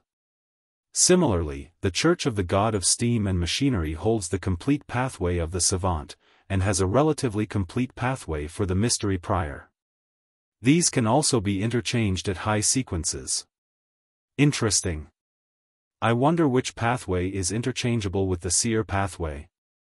The apprentice or marauder that was mentioned by the Emperor? There's a high possibility that the first 5 sequence pathways of the Seer pathway would each provide a separate ability, and that these abilities would be combined at sequence 4. At that stage, there should be no way to interchange it with some other potion. Klein retracted his thoughts, once again placing his attention onto the diary. He noticed that although the 2 diary pages were connected, the content was not in chronological order. The dates belonged to 2 different periods. This could be a mistake made by whoever copied their content. April 9th. The relationships between the Church of the Eternal Blazing Sun, the Church of the Lord of Storms, and the Church of the God of Knowledge and Wisdom are poor. They see each other as enemies. The Church of the Evernight Goddess is at odds with the Church of the God of Combat from the Fasak Empire. This can be taken advantage of. These are all facts worth considering. April 13th. I participated in an ancient organization's gathering. I never expected them to be members of this organization as well. It sure was frightening. To think that the second blasphemy slate was in the hands of this organization. This is the first time I'm seeing this legendary item.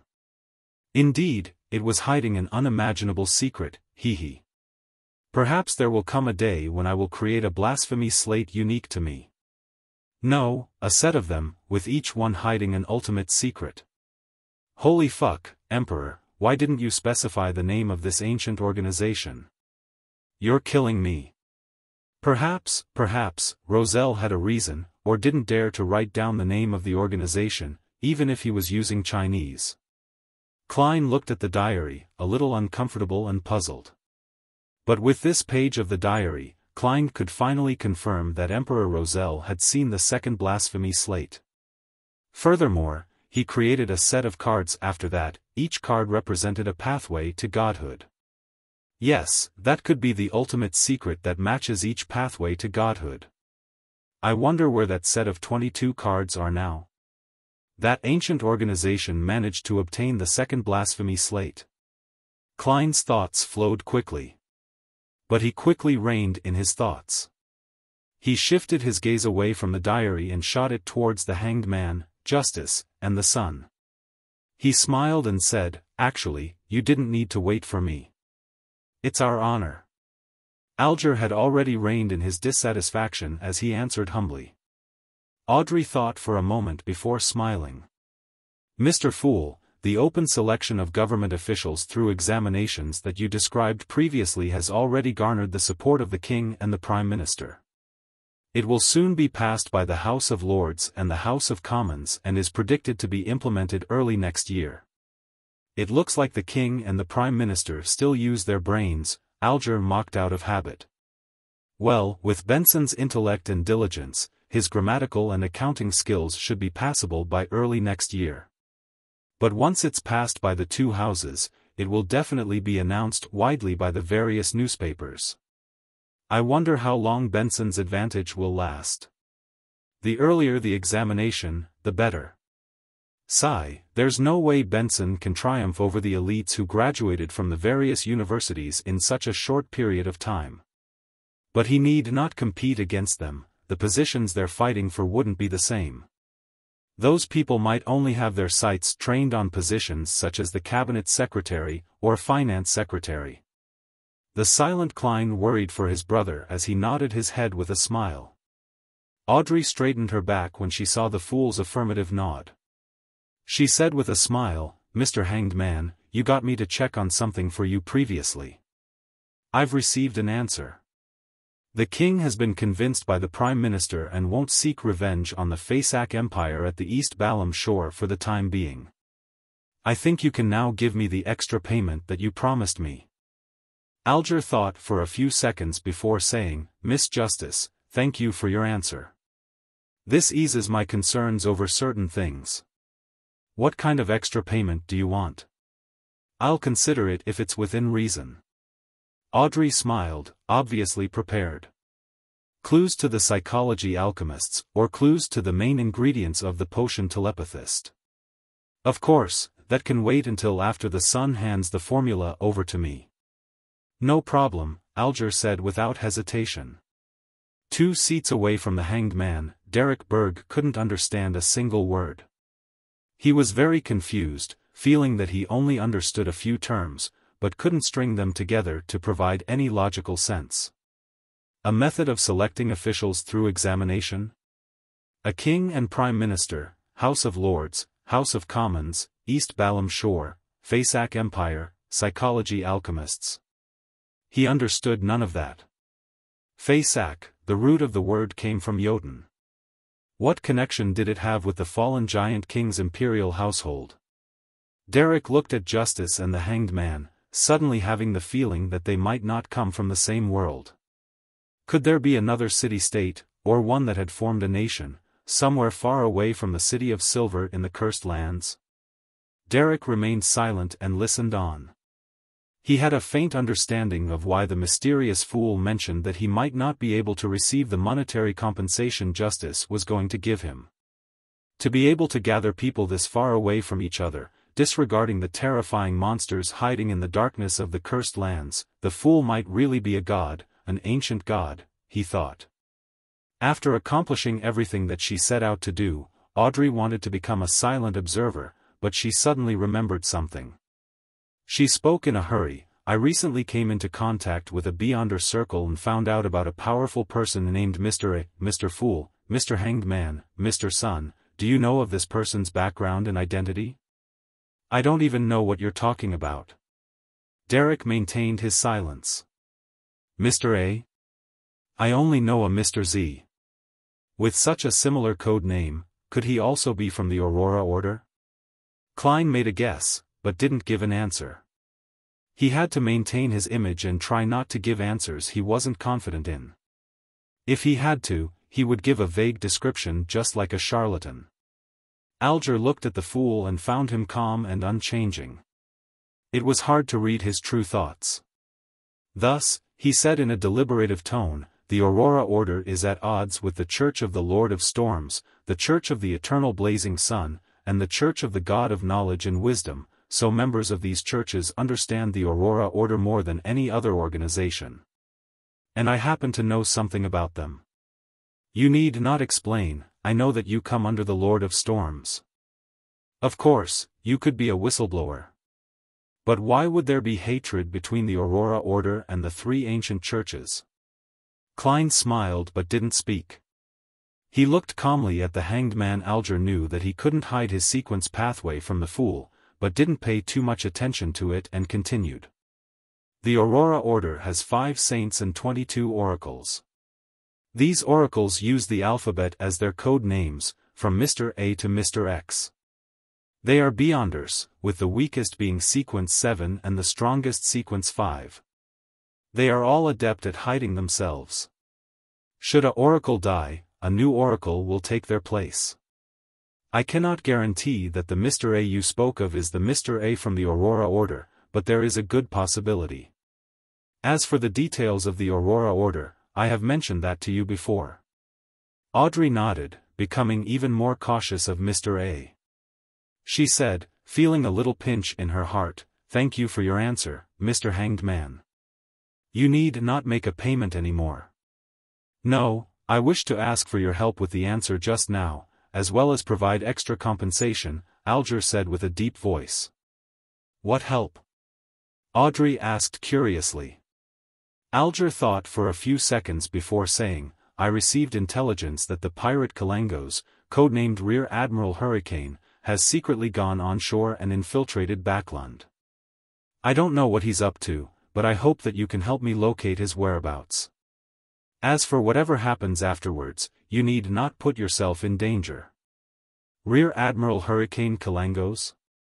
One of the 7 great admiral pirates? Audrey widened her eyes, almost unable to maintain her spectator state.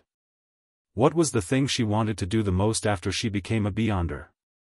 It was, of course, to interact with the people that only existed in the fables of the nobles. Yes, he's a sequence 6 Beyonder of the Path of the Sailor, a wind-blessed. He also has a miraculous item that could be classified as a sealed artifact. He's quite crafty and cruel. Don't attempt to deal with him, Alger introduced seriously. He suddenly turned to Klein. "Mr. Fool, can I get your adorer to assist me at the critical moment? I would pay a price that interests you. The only adorer I have is myself." Klein lampooned to ease his emotions as he smiled. "That is built on the premise that my adorer happens to be in Backland." "All right." Alger retracted his gaze, a little disappointed, but also a little expectant.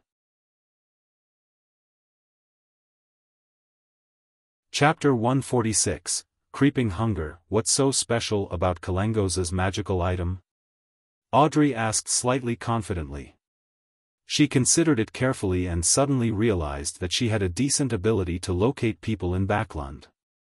Firstly, her father was one of the most wealthy, connected, and reputable nobles, while she was quite popular amongst the younger generation too. Hence, in the upper middle class of the society, she had quite a few resources to take advantage of. Secondly, the 2 Beyonders that she knew had their own circles as well. Apprentice Furs was originally a clinical doctor, and was now an author. She knew quite a number of people in the literary world and publishing industry, as well as among the middle-class doctors.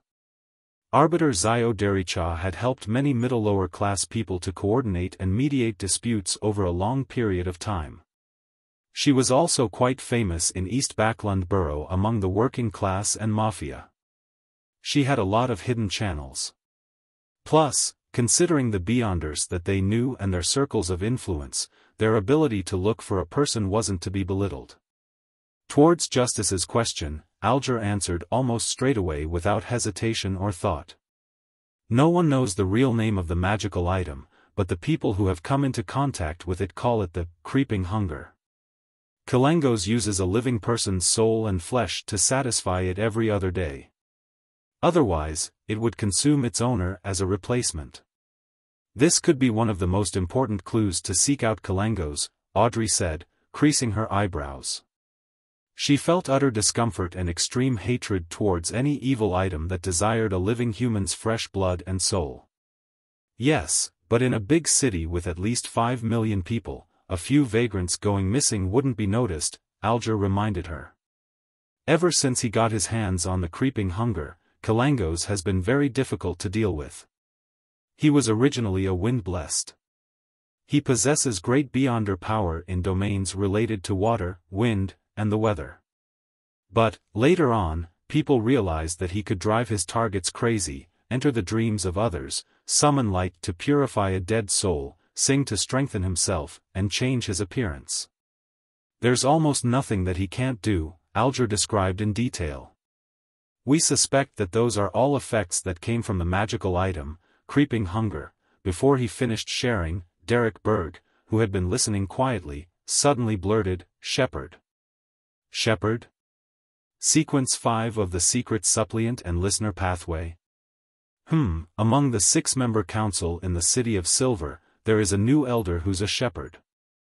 Sun had mentioned that she's strong enough to fight against a Sequence 4 expert, well, an evil spirit of the same grade. Klein's expression changed slightly, but it was covered by the gray fog.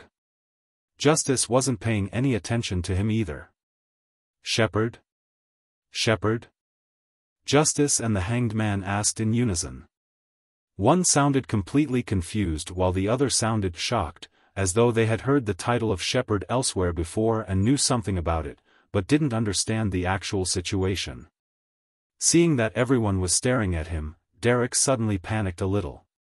No matter how quiet, depressed, and vexed he was a boy after all. He hurriedly explained with a stammer, "What I meant was, the traits that the Hanged Man described were like the beyonder power of the Sequence job, shepherd. Every shepherd can swallow another's soul into their body, including wraiths and evil spirits. They control these souls to do their bidding with a unique method, which allows them to make use of their abilities, just like a god letting his lambs out to graze. Hence, no one knows how many powers a shepherd has. That depends on how many beyonder souls they have swallowed, and that makes them very scary. They're almost like a high sequence beyonder. However, there are people who suspect that there's a limit to the number of souls that a shepherd can consume and let out to graze, and that the souls inside them could be replaced as well. So that's what being a shepherd means. The sequence pathway that the Aurora Order has in its control is enigmatic. No wonder they worship the true creator, no, the fallen creator. Klein was suddenly enlightened, but he didn't nod, taking on the appearance that he knew so long ago. Meanwhile, he sighed inwardly. "Son, you are a boy after all. This is very important information, very important insight. You could have exchanged it for valuable things, but you just revealed it all. Just like that." Yes, the ability demonstrated by the magical item Creeping Hunger is similar to a Sequence 5 shepherd. I wonder if other sealed artifacts have the same powers of beyonders? I wonder which sequence the sealed artifact 2-049, the Antigonus family's puppet, resembles. After listening to Sun's explanation, Alger seemed to have sorted out the puzzle in his mind as he nodded in silence. Audrey got even more curious and pressed. Which sequence pathway is shepherd from? Which number is it? The secret suppliant pathway, sequence 5. Klein seized the opportunity to answer so as to demonstrate that he knew everything. Secret suppliant. Aurora Order. Audrey suddenly recalled Mr. A, who was a suspected oracle of the Aurora Order, and she immediately felt heavy-hearted. She started thinking seriously, thinking of what price she could pay in exchange for Mr. Fool to take action and rid off that disgusting fellow effortlessly. However, she couldn't think of anything that would move Mr. Fool into doing so. As expected, a figure akin to a god wouldn't be easily moved. There aren't many things and matters that would garner their interest after all. Audrey sighed. Putting her impulse aside, she nodded to the son gratefully, thanking him for giving them a new perspective on creeping hunger, so that they could deal with it more reasonably and efficiently. "Mr. Hanged Man, I'm willing to accept the mission. But I can't guarantee if I can find Rear Admiral Hurricane, Kalangos. Audrey looked opposite her when she spoke. There's no better answer than this. Regardless of your success, as long as you try, I will definitely compensate you with things like secret information or intelligence. And if you succeed, maybe I could provide you the telepathist's main ingredients directly. Of course, the prerequisite is that we have to know what it is, Alger promised generously, which was a rare sight. Deal, Audrey pursed her lips and replied with a faint smile. Then, Alger created Kalangos' portrait with Klein's permission and assistance. He was one of the 7 major pirate admirals. He had a distinctive broad chin, brown hair tied into a bun at the back of his head like an ancient warrior, and green eyes that seemed to hint at laughter, but were abnormally cold. After they finished their discussion and shared their insights, Klein smiled as he announced the ending of the gathering. He saw Justice and the Hanged Man get up swiftly from their seats and bow while the sun mimicked their motions, only slower. He pressed forward with his right hand and severed the connection, but he didn't leave immediately. In the Berg household in the City of Silver. Derek looked at his familiar surroundings and glanced outside at the dark sky that had flashes of lightning. He was momentarily thrown into a trance. But he soon jolted to his senses. He searched for goatskin and a quill before writing down the barred formula he memorized. He looked at it several times and was finally certain that there was nothing wrong with it.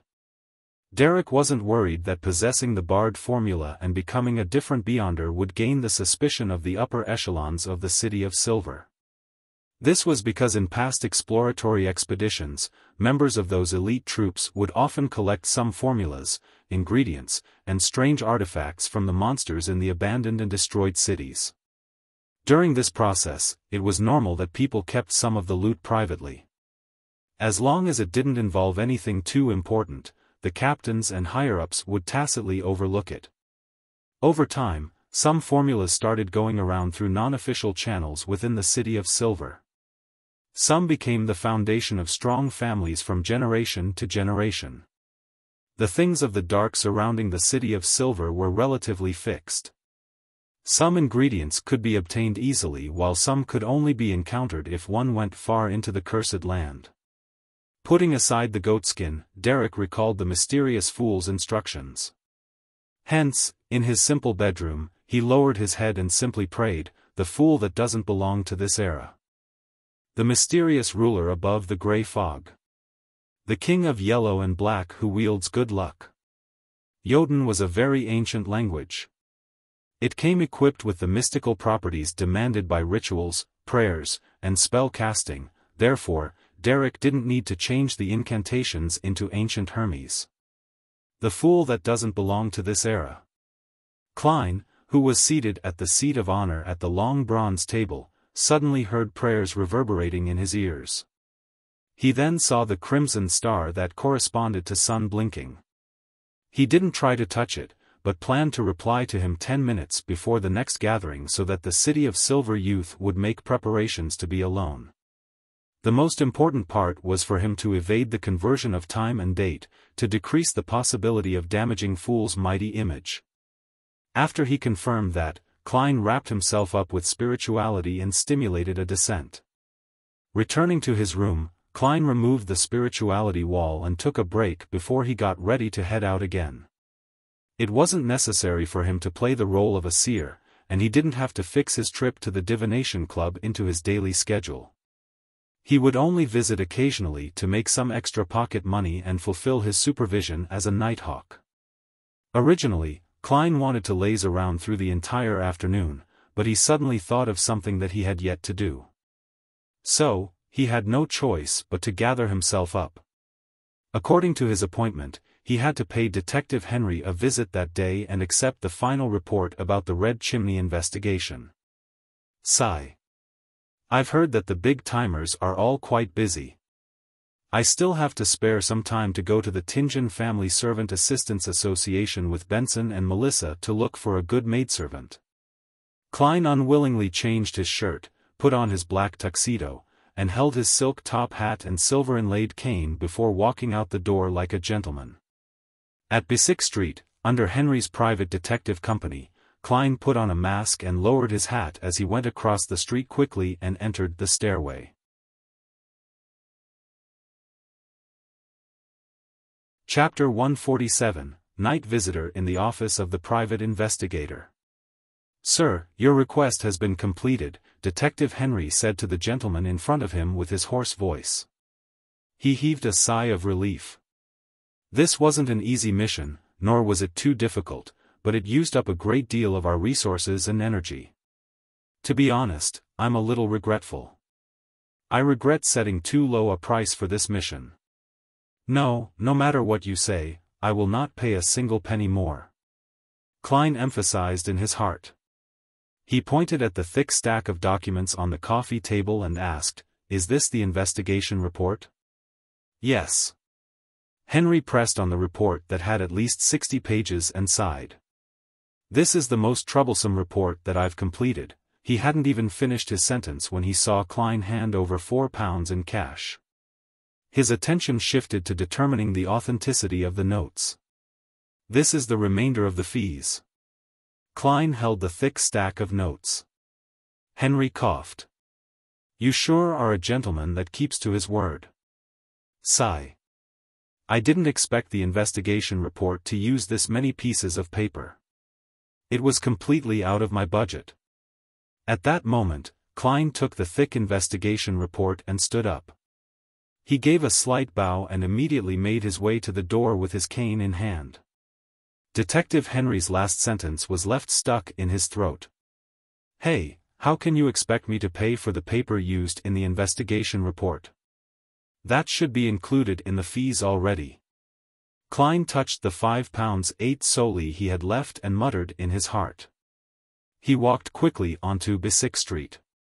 He surveyed the surroundings and confirmed that no one was paying attention to him before leaving the place. He found an opportunity to remove his mask. Klein didn't intend to head home right away. He wanted to search for a cafe and organize the investigation report. He wanted to find the houses that had a change in tenants after divining the red chimney. He could then conduct his search before dinner.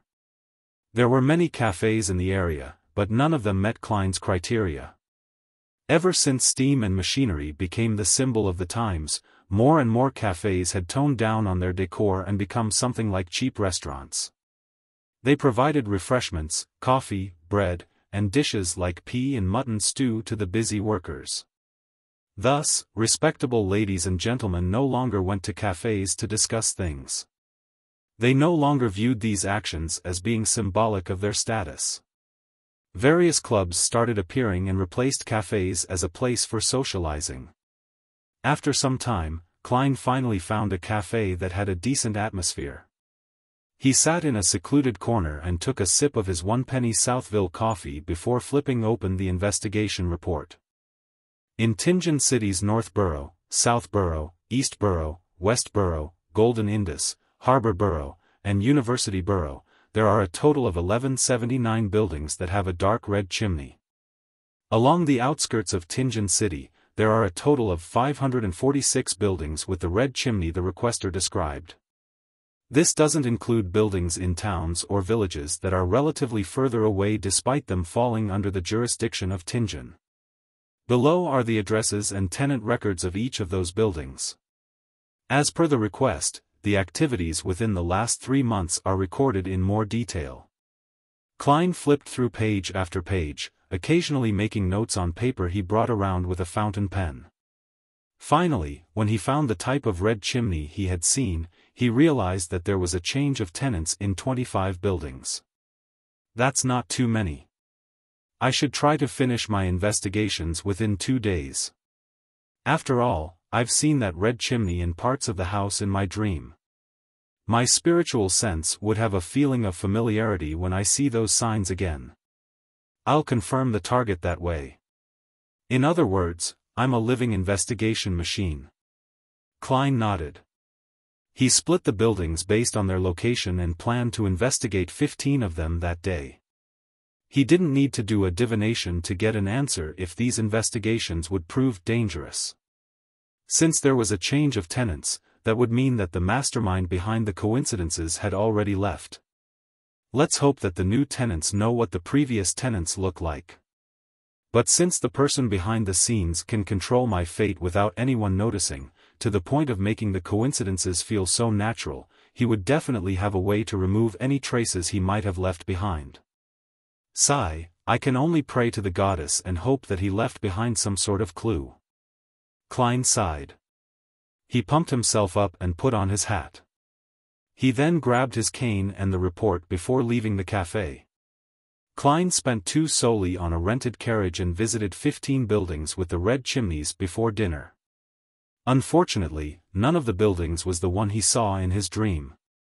It would be quite troublesome if tomorrow's investigation yields the same result. He might still be living in the house with the red chimney even after I saw it in my divination.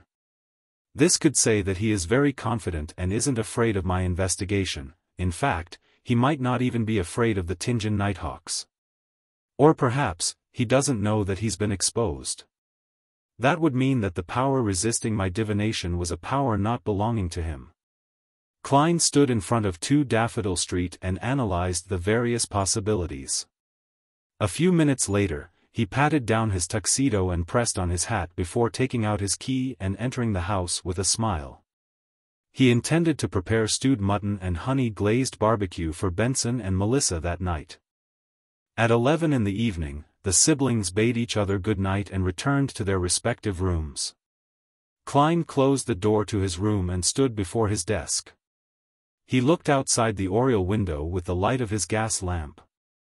At that moment, the streets were engulfed in darkness, with only a few street lamps illuminating the way. Stars dotted the screen that was the night sky. There were many stars, they were just not clearly visible. I wonder what Backland is like, with its titles of the land of hope and the capital of capitals, Klein muttered to himself. He extended his hand to grab his curtain, intending to draw it. Woo! At that moment, a sinister wind blew at him without warning. The light from his lamp turned a dark green. Klein subconsciously took a few steps back. His occupational instincts made him tap his left molars twice. At the same time, he leaned toward the bed and tried to reach for his revolver under his pillow. In his vision, a face suddenly protruded from the wall above the desk and under the gas lamp. It was a translucent face without any eyes or nose. All it had was a mouth. Do not fire. The face with a mouth spoke. It can communicate? Klein already had his revolver in hand as he took aim. What do you want? He asked in a deep voice. The face chuckled. I'm Daly. Daly? Spirit medium Daly? The spirit medium Daly who was sent to the Backland diocese? Klein raised his brows in doubt. Madam Daly? I know that this method of visiting you is a little rude. I should have given you a warning so you could make the necessary preparations. But it isn't convenient for me to meet you right now, and so, I can only communicate with you using this little guy. The translucent face laughed. Even though the voice is different and jarring, the manner of speech is indeed Madame Daly's style. The abilities of a spirit medium sure are cool. Klein reflected wistfully. He didn't lower his revolver as he asked, Madam, what do you want to talk about with me? If I were you, I would first seal the bedroom with spirituality. Otherwise, your family members might think of you as crazy. The translucent face quipped, Heh, you need not be so cautious. I came back to Tinjin in secret because of Dun's letter. You know that a Nighthawk cannot leave the area they are assigned to at will. The captain's letter? Klein didn't approach the desk. Instead, he felt for the holy night powder he had in the hidden pocket of his black windbreaker. Dun and I are both Beyonders that started with the Tinjin Nighthawks. We have always maintained a good relationship. Last Thursday, yes, Thursday, he sent me a letter and mentioned you. He said that you emulated the maxim of a mystery prior, came up with a set of rules for a seer, and claimed that it was effective in helping you grasp your potion. From then on, you no longer hear sounds and see visions that you shouldn't. Dunn said that it was similar to what I did. Heh, are you not going to seal the room? I personally do not mind your brother and sister misunderstanding, the translucent face said at an adequate pace. So that's the reason. She's indeed Madame Daly. Klein heaved a sigh of relief, pushing the holy night powder back into the inner pocket. He then walked to the desk and took out the silver dagger he used for rituals from the drawer. He quickly built up a wall of spirituality before turning to the protruding face. Madame Daly, what else did the captain talk about in the letter? He only expressed his own confusion and said that he seemed to understand something, yet, he couldn't describe it clearly. He hoped to get my opinion on the matter, Daly said with the help of the face without eyes. And when I read the letter this morning, I knew that you aren't as clueless as you pretend to be. Mr. Moretti, I think that you have deduced the acting method. That's the reason you came looking for me? Klein neither confirmed nor denied her statement. Daly clearly knows about the acting method. He calmly made the judgment. Daly's translucent face revealed a slight smile. Yes. I believe that we should be honest with each other. I know that you have deduced the acting method, and you also know that I grasped the acting method as well. Sigh. But what's making me unhappy is that I used nearly 2 years to understand it, yet, you've only been a Beyonder for 1.5 months. Klein fell silent for a while after hearing Daly. He then smiled honestly. That's because I have you as my role model. He wanted to say that he was standing on the shoulders of giants, but ultimately decided not to give the Emperor Roselle a chance to appear in the conversation.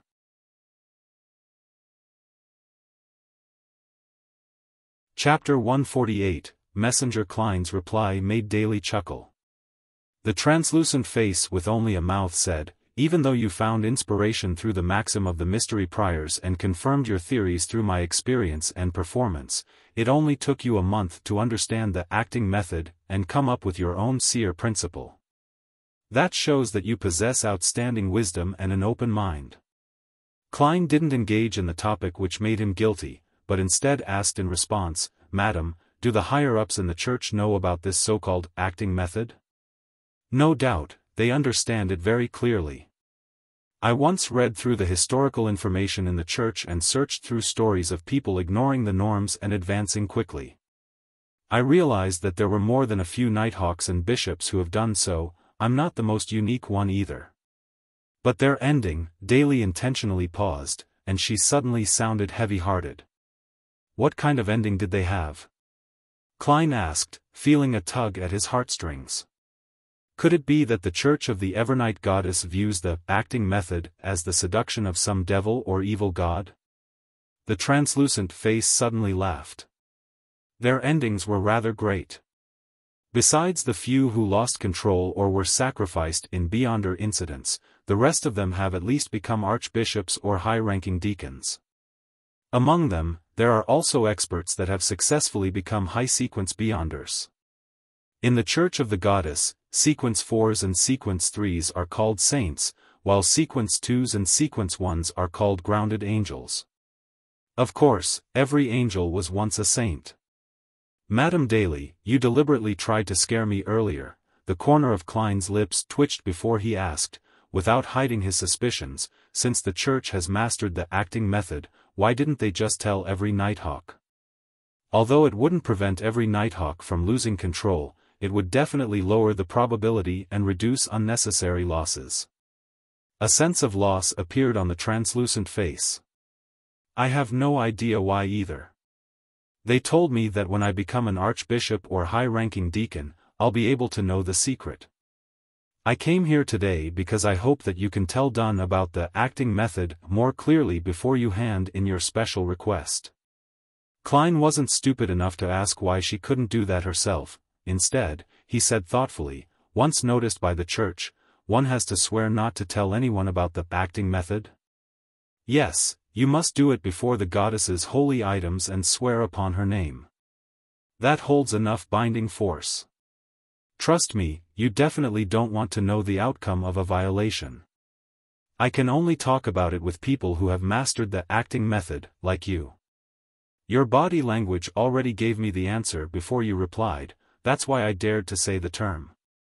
Daly made the creepy face sigh. She paused for a moment before saying, I only faintly grasped the essence of acting back then and digested the potion very quickly. Yes, among the higher-ups in the church, using the term digesting to describe the control of the potion is very aptly worded. Anyway, before I made the pledge and found out about the acting method, I had no clear understanding of it, so I couldn't accurately explain it to Dunn and the others. I gave up at first. I never thought that I would meet you, an eccentric wonder that could clearly understand the acting method before handing in a special application, no, a genius. So that's how you see me, madam. The corner of Klein's mouth twitched before he solemnly promised, I originally intended to remind Captain about the existence of the acting method through my special application. With your explanation, I don't have to worry further. Very well, you're such a kind lad. Daly sounded relaxed. Madam, you're only about 2 to 3 years older than me. Klein inwardly pointed out the error in her words. Without him speaking any further, the translucent creepy face continued, if you have any problems or anything that you require assistance with, you can write a letter to me. Wait for me, heh. When I become an archbishop or a high-ranking deacon which allows me to understand why the church hides the acting method, I'll give you a hint whether if it's a good or bad thing. Klein was suddenly energized, and he asked without hesitation, Madam, what's your address? To him, the more help he got, the merrier. Plus, she was a pretty strong spirit medium. Seeing that Klein didn't oppose the idea at all, Daly remained silent for a while before she laughed. Our communication shouldn't go through the post office, as we would be using normal letters. That's very dangerous. I'll teach you a relatively easy ritualistic magic. You can use it to summon a special spirit, one that belongs to me. Pass the letter to it, and it'll send it precisely to me. It wouldn't be faster than a telegram, but it's faster than a steam locomotive. If you were to send a message at noon, would receive the message in Backlund that same night. Klein listened to her with his full attention. He nodded faintly. A very pragmatic ritualistic magic. Daly chuckled. The uniqueness of the ritualistic magic is to pray to yourself. Obtaining power from your own spirituality, without going through a god. Hence, it's quite secretive, but it isn't very powerful. First, you select a herb and essential oil in the corresponding domain. This is no different than normal ritualistic magic. However, you only need the candle that represents yourself. Then, regarding the spell, there are 3 parts. The first part is I. Shout I in either ancient Hermes, Jotun, Dragonish, or Elvish. The second part is I summon in my name. That part can be said in Hermes. The third part is the exact description of the summoning object. For instance, you would use this in the future, the spirit that wanders about the unfounded, the higher dimensional creature that a human orders, the messenger that belongs to Daily Simone. Higher dimensional? In mysticism, this is normally referred to as the spirit world. Klein memorized as he analyzed the ritual procedure. In that aspect, he could barely be considered an expert. The benefit of this kind of ritualistic magic is that it avoids calling upon a god but relies purely on a person's power. It achieves various magical effects without the constraints imposed by a god-specialized domain. The problem lies in the strength of a person. A weak result for the weak, and a strong result for the strong. Klein felt that he had once again obtained new mysticism knowledge that he would have never come into contact with at his current sequence. Daly repeated the description a few times and emphasized solemnly, remember, don't change the actual description of the summoning object, or the ritual could easily attract a terrifying monster.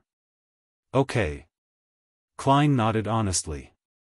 At the same time, he suddenly thought of something.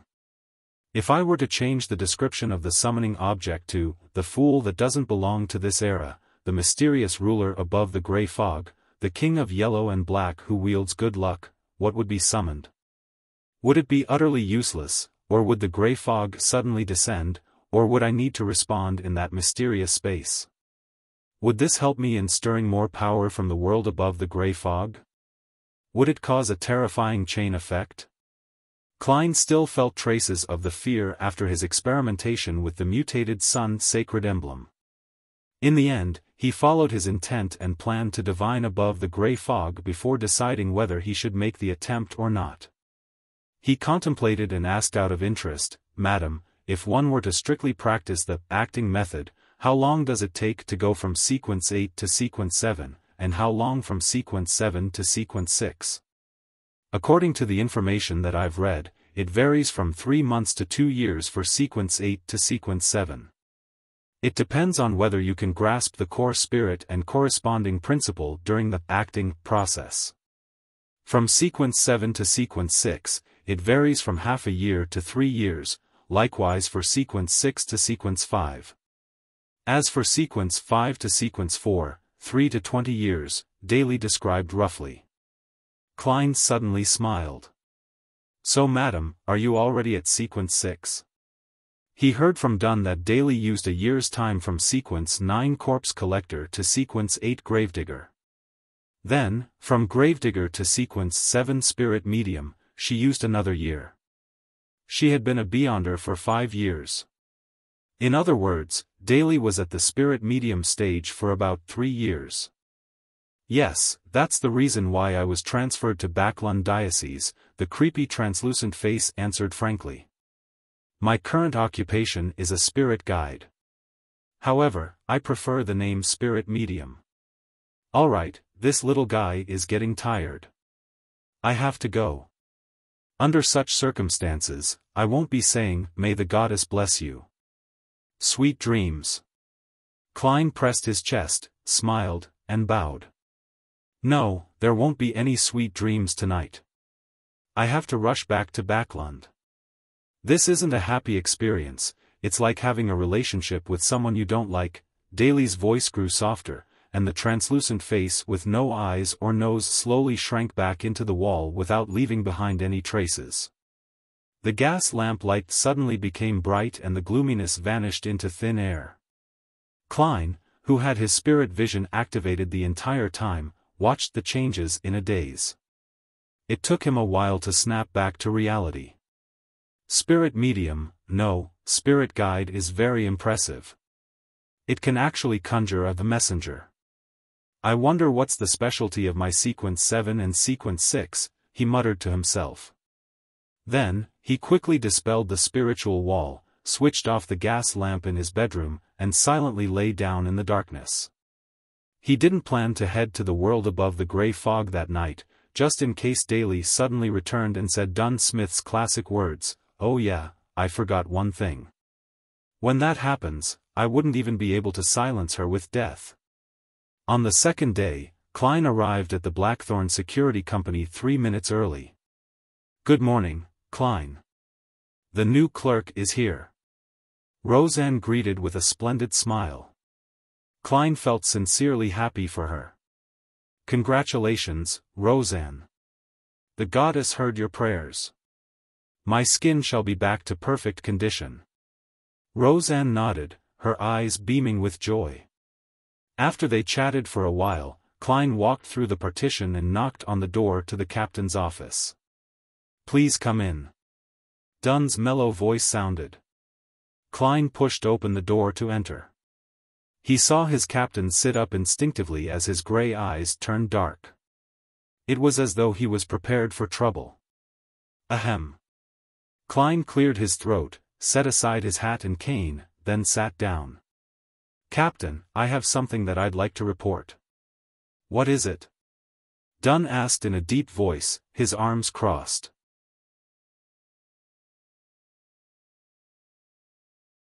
Chapter 149, Direct Hint. Klein looked at the serious Dunn Smith and smiled suddenly. "Captain, I understood something yesterday." "And what is that?" Dunn repeated the question in a serious tone. He leaned back and unfolded his crossed arms. Klein recalled the script that he had prepared. As I was concluding my past experiences, I realized that the names of sequence potions encompass a whole set of principles that can help us gain control over them, a set of principles that allow us to avoid the negative impacts.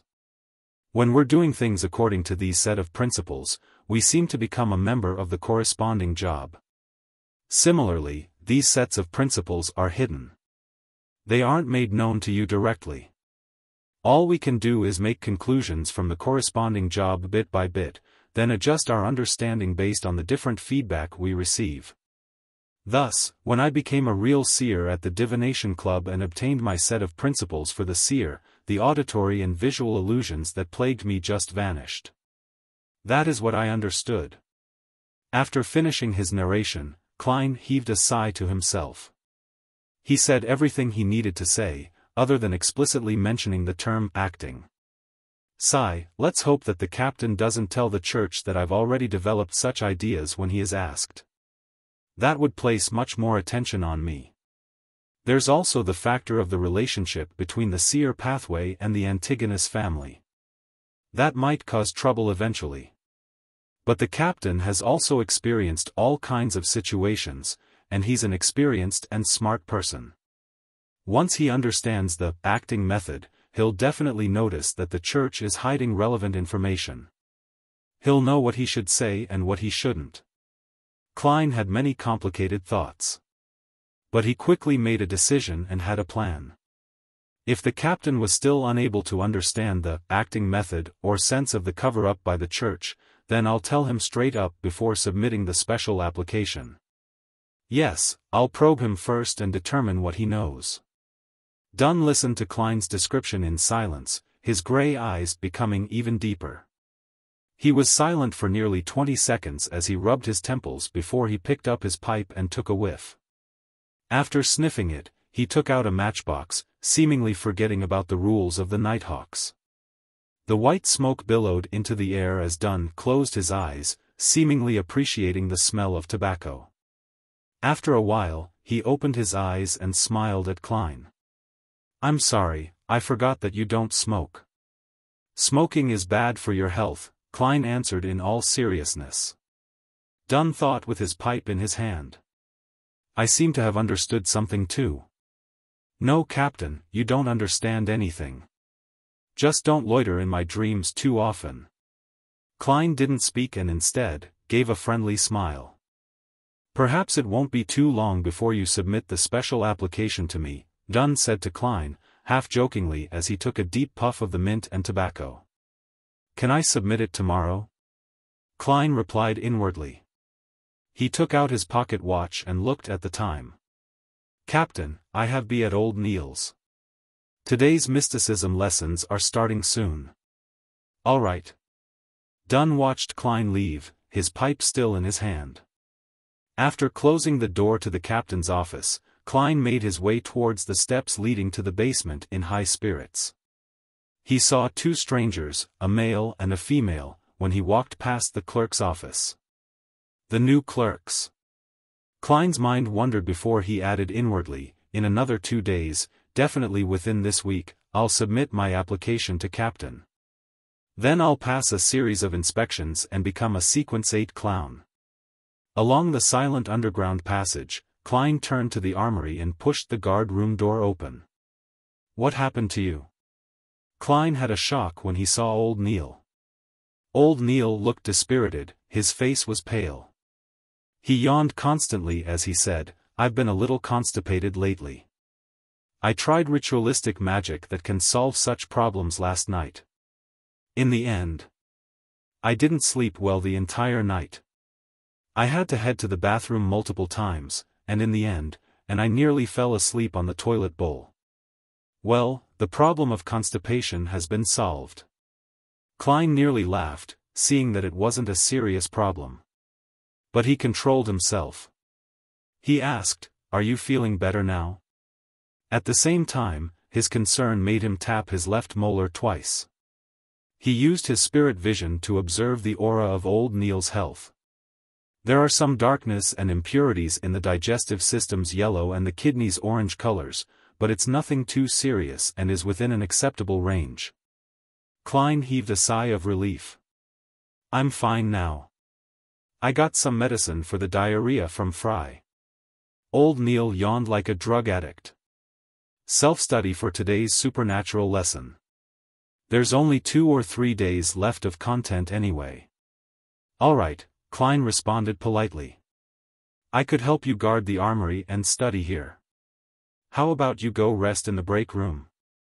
Old Neil immediately straightened his back, his eyes glimmering as he answered, Lad, you surely are the kindest nighthawk, second to Fry. I'll hand the armory over to you. He picked up the cushion he had placed on his knees and rushed out of the guard room like a typhoon, leaving Klein the only person there, dazed. The Blackthorn Security Company accepted an extra mission in the morning. The task involved escorting a rich merchant to the harbor for a deal. Leonard and Kenley completed it easily, earning themselves some extra pay, much to the envy of Klein. He went about his day, learning about mysticism, practicing his shooting, and getting tortured by Instructor Gawain, who seemed to have been agitated by something. Huff, huff. Klein gasped for air. He only regained the ability to take a shower and change after quite some time. He continued toiling after leaving Gawain's house. He spent 2 solely on a carriage and investigated the other 10 houses with red chimneys. Klein's expression became very grave when the last house with the red chimney left his field of vision. The house with the red chimney that I saw in my divination isn't in the list of houses with a recent change in tenants. If that's the case, this has just become troublesome. I wonder how much time I would need to investigate about 1,600 houses. Sigh. I can't ask for any help to do something like this. After all, only I would have the sense of familiarity from my spirituality when I see the target. Don't be discouraged, don't give up. I'll continue the investigation whenever I have free time. I'll try to complete it within 3 months, no, 2 months. Who knows, the target might be found in tomorrow's investigation. And, I'll organize the material when I get back and plan a route according to the distance of the sectors. Klein motivated himself, banishing his feelings of depression. Now that he had made a decision, he planned to instruct the driver to turn toward Daffodil Street. However, he suddenly realized that he was somewhere close to where Mr. Azik stayed. Before Mr. Azik went for his holiday, he did write to tell me that he would be back sometime this week, but he didn't specify the exact date. Since it's on the way, I'll leave a note for him. Also, I rented this carriage for an hour with 2 solely, and the time's almost up anyway. I'll just stop at Mr. Azik's house, then take a public carriage back. Klein quickly made a decision. 4 minutes later, he alighted from the carriage and arrived outside Mr. Azik's house. The houses here were obviously of higher quality than those at Daffodil Street, but not as good as those on House Street. There was a patch of grass in front of the house, and a small garden in the back. Ding! Ding! Ding! Klein pulled on the rope outside the door and sounded the bell within the house. A few moments later, he heard footsteps from inside before the door swung open. Azik's mild facial features and bronze skin appeared before Klein. Since he was at home, he was only dressed in a simple white shirt, a brown vest, and matching pants. Klein? I was just about to write to you, Azik greeted enthusiastically. I just arrived home last night. Klein stared at the small mole near Azik's right ear. Mr. Azik, I found a clue to your past. Really? Azik instantly became excited. The sadness he had in his eyes dulled. Let's talk inside. Klein looked around. Azik quickly nodded. He moved to the side and allowed Klein entry. He locked the door and guided Klein to the living room on the first floor. They sat on the soft sofa. What clues did you find? He asked impatiently. Having not expected to meet Mr. Azik today, Klein organized his words.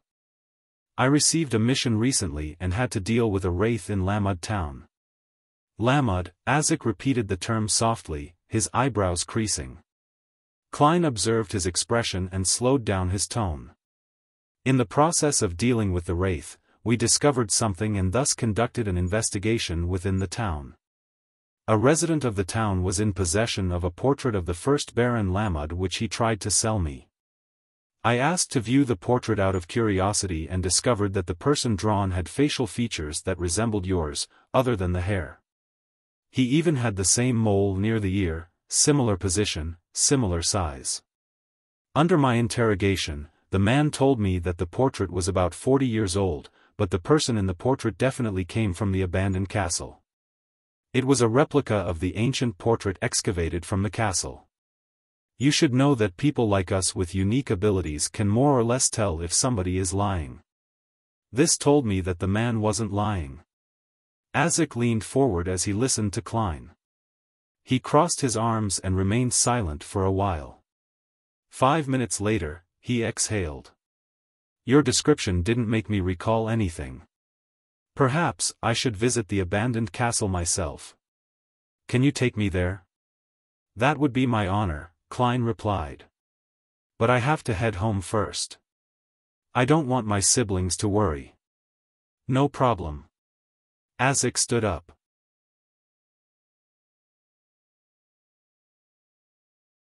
Chapter 150, Azik's Discovery 2 Daffodil Street. Klein nodded at Azik and briskly walked to the door of his house, fished out his keys, and opened the door. Melissa was already home, so she heard the click of the door lock and quickly came out of the kitchen and into the living room.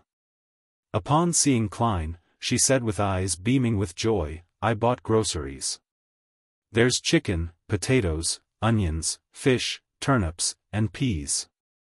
I even bought a small jar of honey. Sis, are you also getting used to the occasional luxury? Klein chuckled. You'll have to prepare dinner tonight. Count me out for I'll be out of town. I might not return until dawn. Yeah, I'm doing a favor for Mr. Azik, a teacher from the Koei University's Department of History. As he spoke, he turned sideways and pointed at the carriage that was waiting outside. Melissa's lips opened and closed twice, before she pursed them and said, All right. Klein bade his sister farewell and left. He got into the rented carriage that Azik had hired and traveled 2 hours and 40 minutes to Lamud town. It was almost 9 at that point.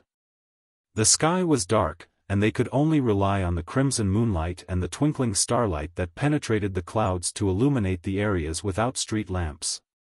After he instructed the driver to wait in town, Klein led Azik towards the ancient abandoned castle. As they walked, he realized that Azik was walking faster, to the point of him having to break out into a small jog to keep up. In the end, it was Azik who led the way. Klein wanted to say something initially, but cleverly swallowed his words when he saw Azik's solemn expression and tightly pursed lips. With such speed, they quickly arrived at the ancient castle. The castle, which was almost a wreckage, extended itself in all 4 directions while its spire looked desolate, wild, eerie, and dark. Azik looked at the ancient castle and slowed down his footsteps. He stopped there and his gaze looked profound but lost, as though he was hovering between dreams and reality. Suddenly, he groaned in pain, lifting his hand to pinch his forehead while his muscles looked distorted with agony. Mr. Azik, are you okay? Klein asked carefully as he activated his spirit vision. When they were on board the hired carriage, making their way from Daffodil Street to Lamud town, he had done a quick divination by flipping a coin to see if there would be any danger on their trip. But he believed that divination wasn't all-powerful, and he kept his guard up to prevent any misinterpretation on his part. Plus, Azik was quite mysterious. No one knew about his past, and it was uncertain how he would respond if he were to be stimulated by an encounter with his past. Caution and worry had accompanied Klein throughout the trip. Azik didn't reply immediately but took another 2 steps forward with a pained expression. He relaxed the hand that was holding his forehead. He then pointed forward with a dreamy tone. I've seen this ancient castle before in my dream. Back then, it was still complete with a robust outer wall and a high spire. I remember that there was a stable there, a water well there, and a barracks there. Over there was a garden that was used to plant potatoes and sweet potatoes. I remember there was a training field. My child, he was a boy. He was only about 7 or 8 years old, but he enjoyed running around while dragging a broadsword that was taller than him. He said that he wanted to become a knight when he grows up. My wife always complained about it being too gloomy in the castle. She liked the sunlight, the warmth. Klein looked at the color of his energy field, and what the man said made his scalp tingle. He was also slightly touched, as though he was experiencing a paranormal story himself. The ancient castle is really related to Mr. Azik. Could he really be the first-generation Baron Lamud, a transcendental creature that has lived for 1400 years? Is he a human or an evil spirit? No way. There are no such things as evil spirits running around under broad daylight and getting involved with the Nighthawks. Klein couldn't help with his thoughts and allowed them to clash against each other to ignite more ideas. Just then, Azik stopped muttering and took huge strides through the main gate. He walked all the way into the castle without Klein's guidance. He found the hidden gear with obvious familiarity and opened the secret door to enter the basement. Gripping his cane tightly, Klein followed behind Azik. They walked down along the stairs and returned to the place where there was a coffin. Unlike the previous time, the coffin was closed and the warm and pure feeling was gone. The coffin is closed. It must have been Fry. It's his work ethic as a corpse collector. Klein nodded thoughtfully and watched the conflicted Azik walk in front of the coffin with his spirit vision. Azik extended his hands to push the coffin lid until there was a gap. He gazed at the skeleton without a skull for a long time, and he suddenly wailed in pain and sorrow. Azik lurched backwards with heavy footsteps. He staggered and fell against the wall before Klein managed to respond. He covered his face with his hands and sat there dispirited. The surroundings suddenly became even darker. Klein quickened his pace and extended his hands, but he retracted them again, not daring to disturb the man. Just then, his spiritual perception told him that the current Mr. Azik was very scary, so scary that the basement grew gloomy and terrifying. Klein slowly moved closer to the stairs. He trusted Mr. Azik's character, but he was afraid that the man would lose control. In such an uneasy situation, he waited for a few more minutes. Then, he finally saw Azik lower his hands and stand up slowly. Mr. Azik seems to have changed. This is what my spiritual perception tell me. But in my spirit vision, his aura colors don't have any obvious changes. His emotions are in low spirits, depressed and pained as before. Klein made a quick judgment and felt that Azik had become gloomier and more imposing. I recalled something, but it's very minor. Azik spoke with an emotionless tone. Then, he looked around and said, I sense the power that made your fate disharmonious. Huh? Klein was stunned. Pleasantly surprised, he asked in reply, can you trace the source? The person behind the scene who stayed in the Red Chimney House created coincidences in secret and came to Lamud's ancient castle to take away the black-armored knight's head? What is he trying to do? What is his true intention? It's been too long, but I'd like to try. There seemed to be a volcano that was close to erupting within Azik's deep voice. How? Klein asked curiously. Azik walked before the coffin and gazed upon the skeleton inside it. He took my child's skull. I want to find him through a blood connection. Your child? Mr. Azik, are you sure the black-armored knight is your child? So you really are an antique. You really lost your memory after such a long time? This is the price you have to pay in order to obtain such longevity? Klein took a silent breath, feeling the odd sensation of interacting with a legendary creature. Then, Azik extended his right hand and suddenly cut his index finger with his thumbnail. A drop of fresh red blood accurately dripped onto the white skeleton. It quickly seeped into the skeleton, and the entire skeleton suddenly turned blood red. Wah! Wah! Wah! Klein suddenly heard the sound of a baby crying and felt that there was someone staring at him from behind. He drew his revolver and pointed behind him before turning around slowly. However, there was nothing in sight. Nothing existed behind him. Even the stairway that connected to the ground floor was gone. Wah! Wah! The sound of a baby crying drilled into Klein's ears, and when he looked towards the coffin again, he was shocked to see that there were many shapeless and distorted faces rising amidst billowing black fog. Then, they manifested a strange door. Creak! The illusory door opened and palish white arms extended out, one after another, but they vanished into the black fog before Azik. Through the crack that the door opened, Klein saw a white skull. It was thrown underneath a brown tree and reduced to powder as a result of the elements. Creak! Countless palish white arms were sliced off by the door that suddenly slammed shut as they fell onto the ground. Then, Klein heard a long sigh, Mr. Azik's heavy sigh, a sigh that seemed to have a rich history behind it. Along with the sigh, the black fog dispersed and the sound of a baby crying ceased.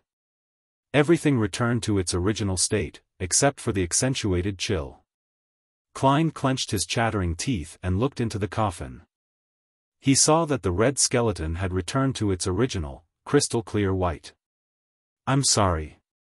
I couldn't find him," Azik said in a deep voice, his back to Klein. At the same time, he closed the coffin. "It's not surprising that we couldn't find him." "It would have been a surprise if we could," Klein comforted him. "Anyway, I've been disappointed many times regarding this matter," he added in his head. Azik took another glance at the coffin before him. He turned around slowly and said, "I'll continue investigating and I hope that I can have your assistance." "No problem. This is exactly what I wanted to do." Klein held back his urge to tell Azik about the red chimney. Because it was useless to bring it up. He could only rely on himself to confirm his target. However, that solved one of his major problems, which was how he should involve the Nighthawks after he found the red chimney house. He didn't believe that he could take out such a mysterious and scary puppet master alone. Now, he could ask for Mr. Azik's help. Azik widened his mouth, but didn't say anything in the end. All he did was sigh and walk towards the stairway quietly. After leaving the basement and closing the secret door, the two of them walked along the road covered with weeds and brambles. Neither one of them spoke as they walked back from the abandoned ancient castle. In the dark night, Azik suddenly said, "Until this matter is resolved, I will quit my job and leave Tingen, to look for my lost past." "Mr. Azik, did you find out what happened to you?" Klein asked, having failed to hide his curiosity.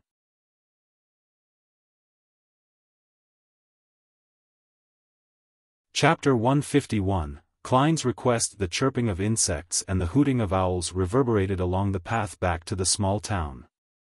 Azik looked ahead and said after a few seconds of silence, "Even though I'm not entirely sure what happened to me, I do have a rough idea.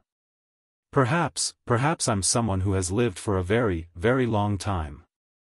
Mr. Azik, you have to seriously consider if you still fit the definition of someone."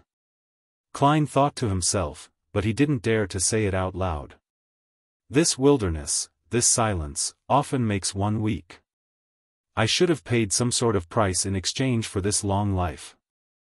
I've lived since the end of the fourth epoch, like a wandering spirit across the continent. Azik's voice deepened, as if he was trying to suppress his emotions. I don't remember the past. I've forgotten about the people and things that I've sworn to remember. Klein poked at the weeds in front of him and said, in thought, "Mr. Azik, I have a theory regarding your situation." "What theory?" Azik looked to the side. "I think that there's a cycle to your memory loss. Perhaps you die once every few decades, and your memories of the events before that vanishes. Then, after some time, you wake up from the darkness of your slumber and begin on a new phase of life. This way, we can explain why you would have such varied dreams. Those are events that you came across over your several lives, Klein described his theory. Azik slowed down his pace, as if the darkness had grabbed onto his sleeve. He looked ahead with a turbid look before saying after a while, "That is consistent with the memories that were jolted awake just now." Memories that were jolted awake?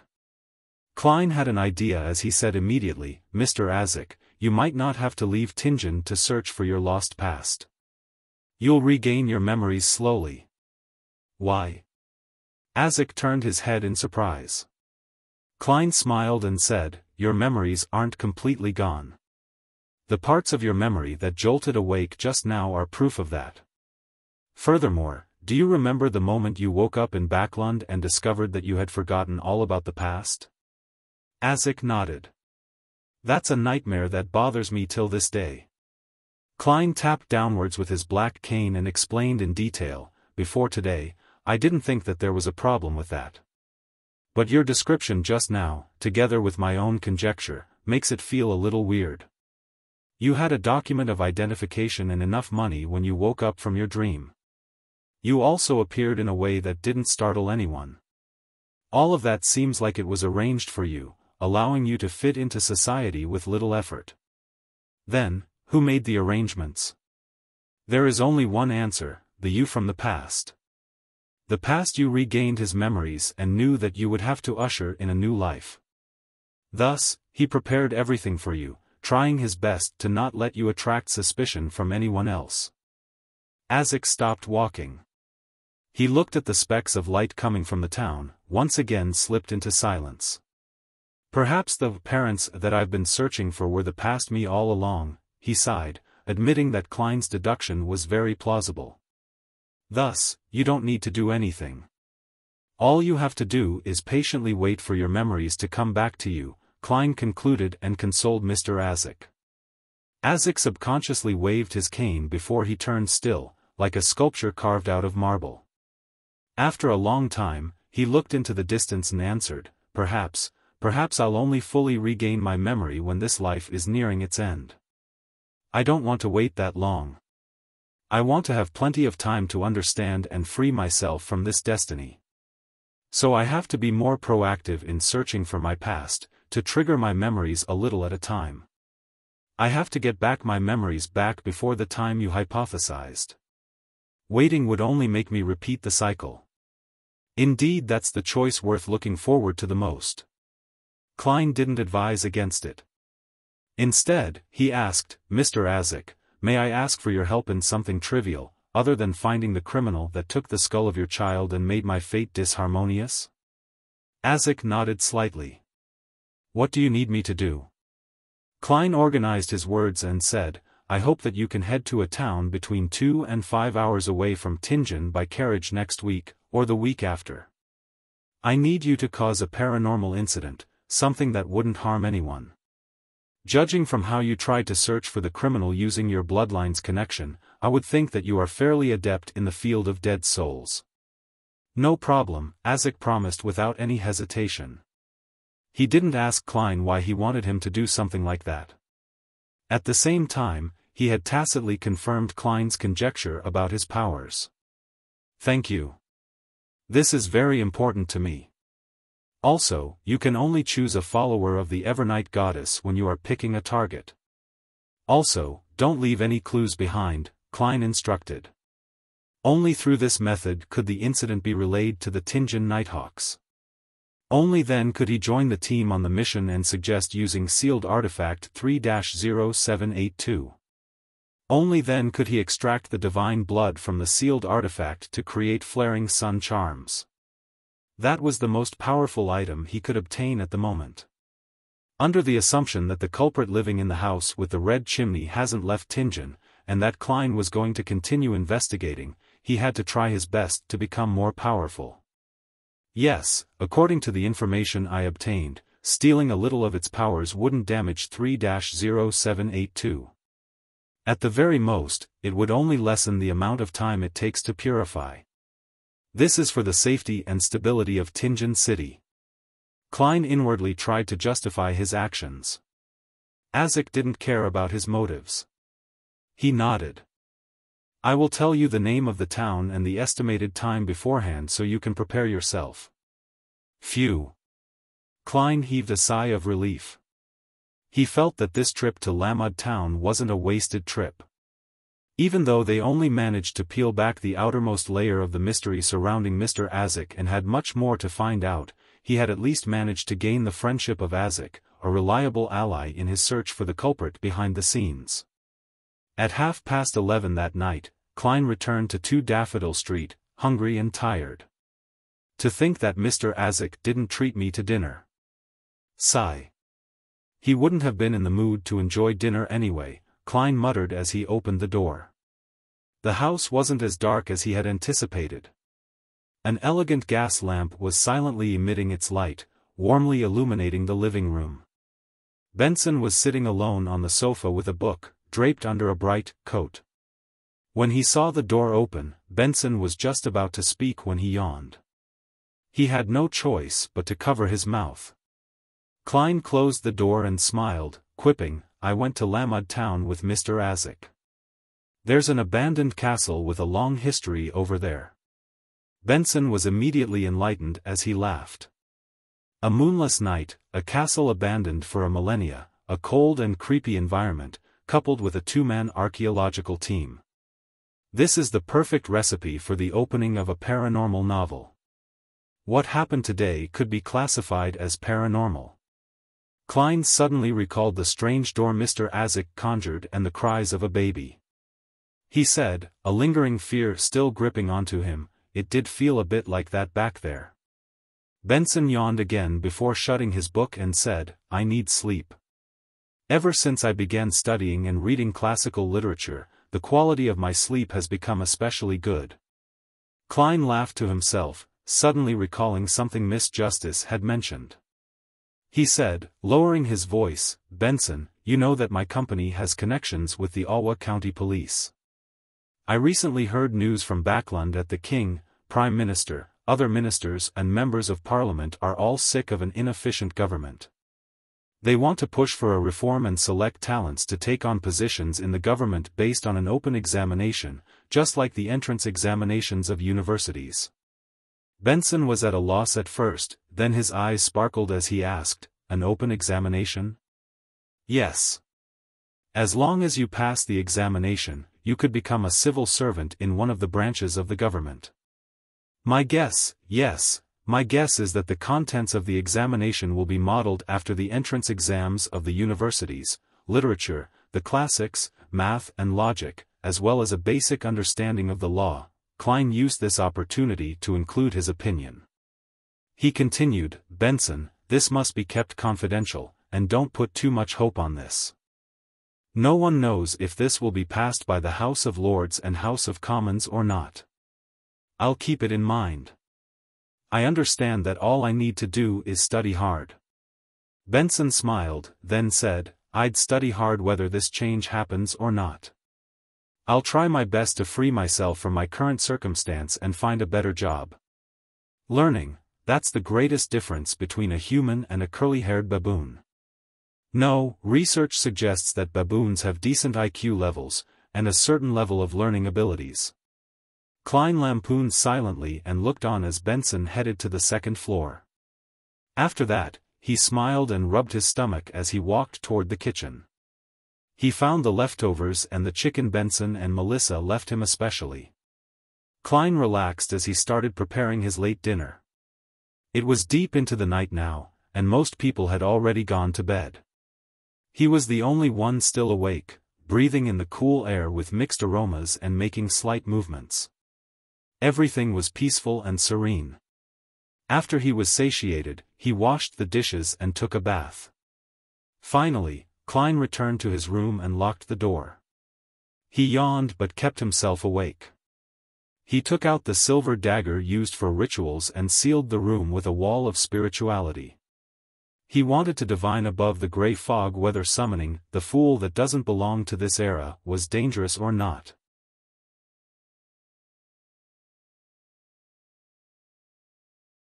Chapter 152, nice attempt. The gray fog filled the air in its eternally unchanging manner as the illusory crimson stars hung around him at varying distances. Klein sat inside the lofty palace that looked like the home of a giant as he looked at the familiar sight before him. After a few seconds, he looked away and made a yellowish-brown goatskin appear before him. Then, he lifted a pen to write his amended incantation for the summoning ritual. Light a candle to represent myself. Use a spiritual wall to create a holy environment. Drip a drop of full moon essence oil in the flame, chamomile pure dew, slumber flower powder, and other ingredients. Note: there's no need to be too particular in this step because it's summoning oneself. Recite the incantation below. I. In ancient Hermes, Jotun, Dragonese, or Elfish. It must be a deep shout. I summon in my name, Hermes, the fool that doesn't belong to this era, the mysterious ruler above the gray fog, the king of yellow and black who wields good luck. After scrutinizing it 3 times, Klein wrote a divination statement at the bottom: there will be danger if the ritual above is carried out outside of this world. Phew. He let out a breath, put down the pen, took out the silver chain in his sleeve, and held it with his left hand. The topaz pendant hung above the goatskin steadily, only a slight distance above the divination statement. He reined in his thoughts and entered a cogitation state. There will be danger if the ritual above is carried out outside of this world. There will be danger if the ritual above is carried out outside of this world. After reciting the statement 7 times, Klein opened his eyes, which were almost all black, and looked at the topaz pendant which was spinning counterclockwise. That meant a negative outcome. There would be no danger. I can give it a try then. Klein made the items before him disappear. He then extended his spirituality to wrap around himself and simulated the sensation of falling.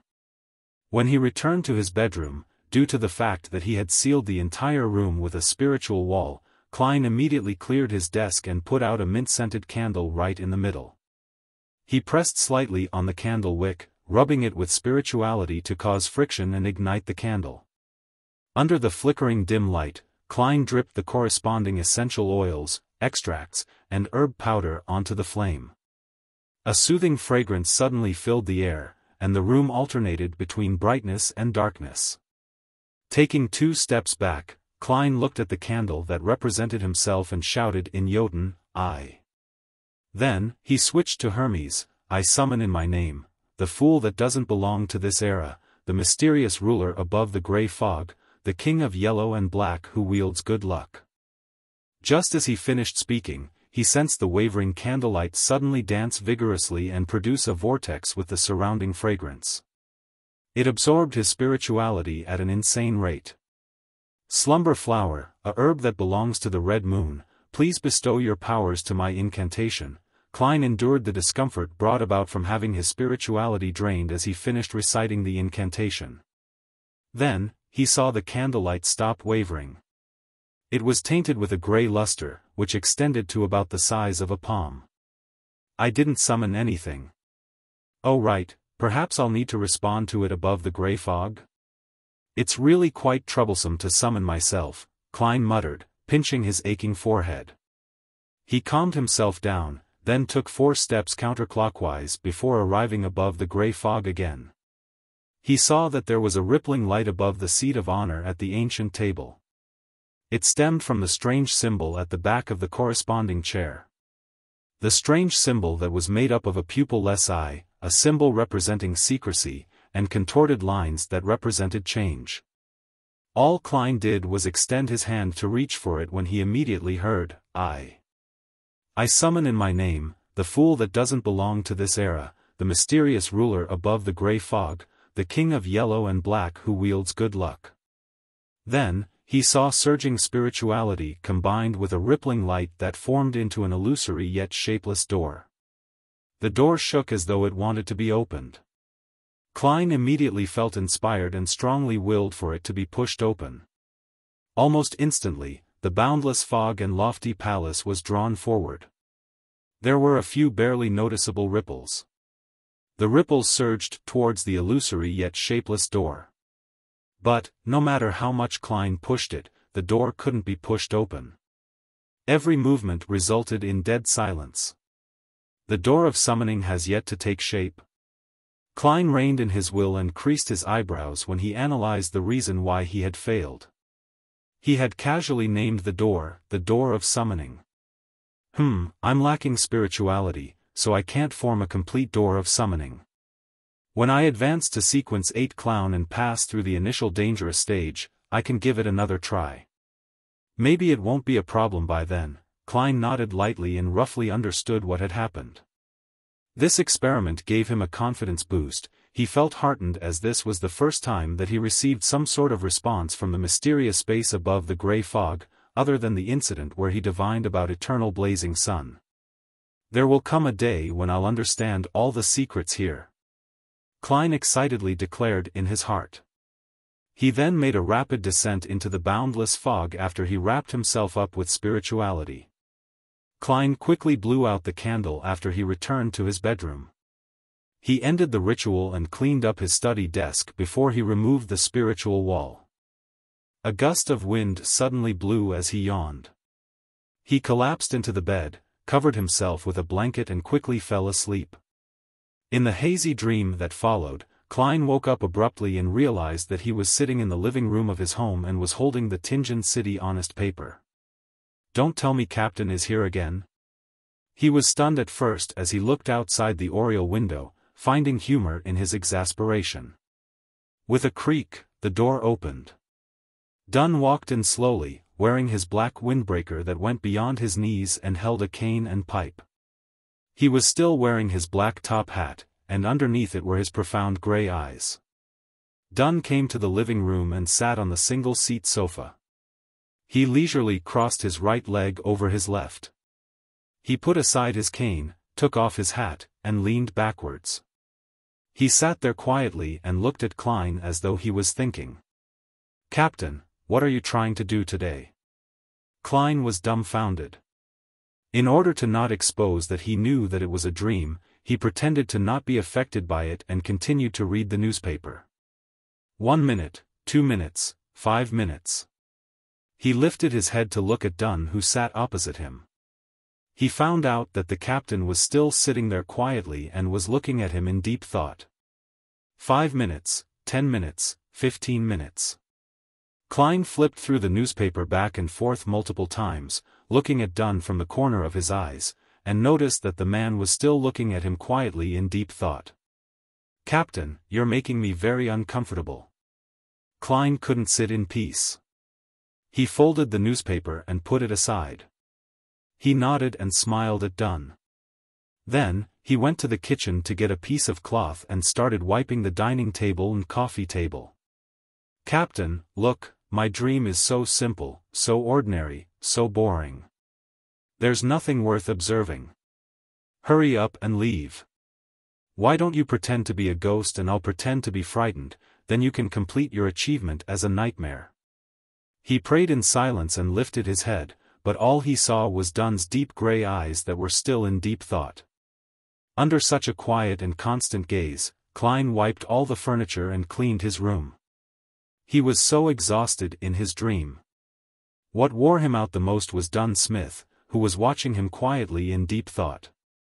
Klein had no idea how much time had passed while he made himself busy until he finally saw his captain uncross his legs and stand up. Then, he took his cane, put on his hat, and walked through the door. Klein held his breath and watched Dunn leave his house. He couldn't help but lift his right hand to wave goodbye. Phew. When everything returned to normal, Klein let out a breath of relief.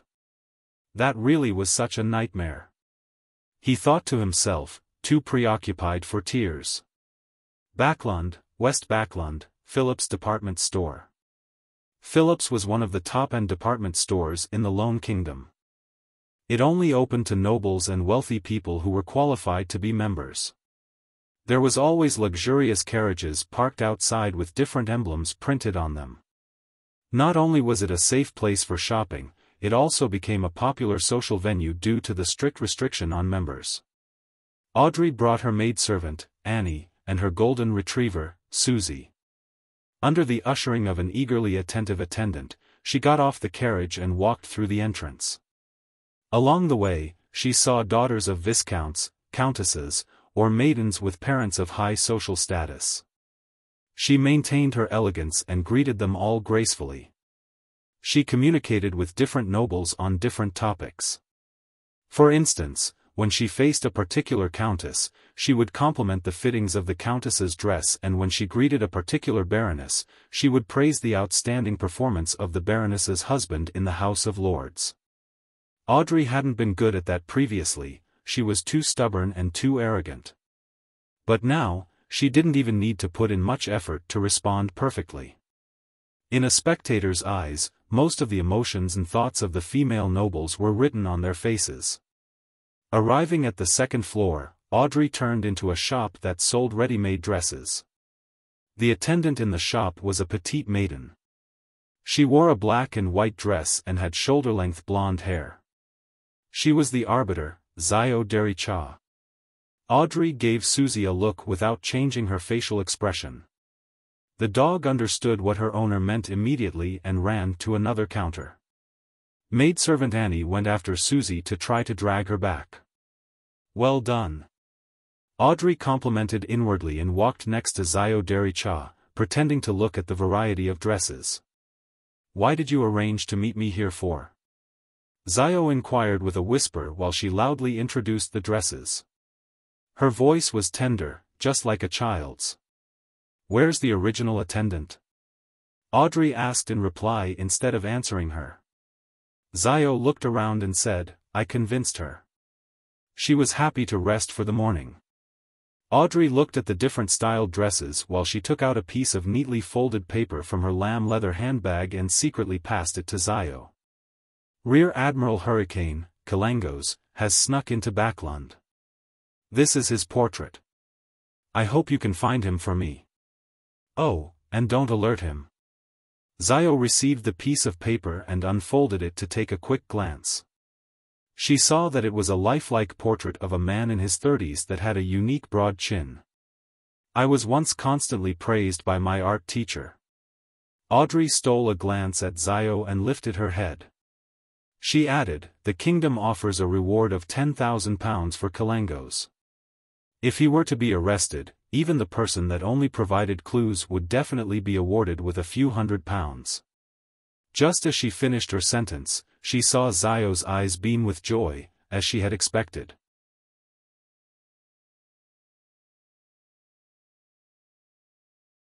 Chapter 153, Final Act of Laying the Foundation. A unique wide jaw, his hair is in a bun like an ancient knight's, eyes that look at you with the intent of an icy smile. Xiao Dericha was half slumped on the sofa as she scrutinized the portrait that Audrey had handed to her. In her eyes, the man might as well have been a living, walking pile of money. After committing the looks of the great pirate Kalangos to her memory, she proceeded to read the description written at the bottom of the page: brown hair, dark green eyes. The portrait can only be used as a general reference as the target possesses the ability to transform into another person. It is unknown how long he can maintain the transformation. The portrait can only be used as a reference. The target possesses the ability to transform into another person. Only as a reference, transform into another person. Then why did I spend so much time memorizing his facial features? Xiao wore a dazed look, as if it was the first time she had witnessed the evil intentions the world had for her. She looked up and saw Fur's Wall slumped languidly in a sofa across from her. She seemed to be muttering to herself, "There's no way to look for this person. We don't know what he looks like. All we know is that he's not from Backlund. There are far too many foreigners who come into Backlund every day." Furs attempted to sit up, but failed even after 3 tries. "I'm only an apprentice, not an arbiter," she pouted as she placed her hand on the armrest of the sofa, successfully pulling herself up into a sitting position. "Does that lady think that we are prophets?" Furs jested. Xiao was about to answer when she realized that there were still footnotes she hadn't gone through yet. She recited them out softly. The suggested ways of searching are as follows. 1. Kalangos has an evil object with him. It needs to devour the flesh, blood, and soul of a living person every other day. You can consider looking for missing vagrants. 2. Search for Kalangos's information thoroughly and build a profile of his unique hobbies and behaviors. 3. A person's facial features might change, but as long as he hasn't received any special training, he will often act like himself, such as the things he prefers to eat, his gait, actions he's used to performing, and many other details. Furs nodded as she listened. Miss Audrey isn't the innocent, naive teen that the rumors about her suggest. She has a meticulous heart and a calm sense of observation. Is that so? Xiao asked, doubtful. She didn't expect an answer as she changed the topic by suggesting, I'll be in charge of gathering the information. Can you consolidate that pile of gold pounds? No, that admiral's hobbies and unique traits?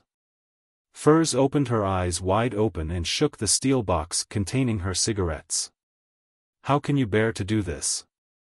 How can you bear to make a dainty, sensitive author do consolidation, analysis, and deduction?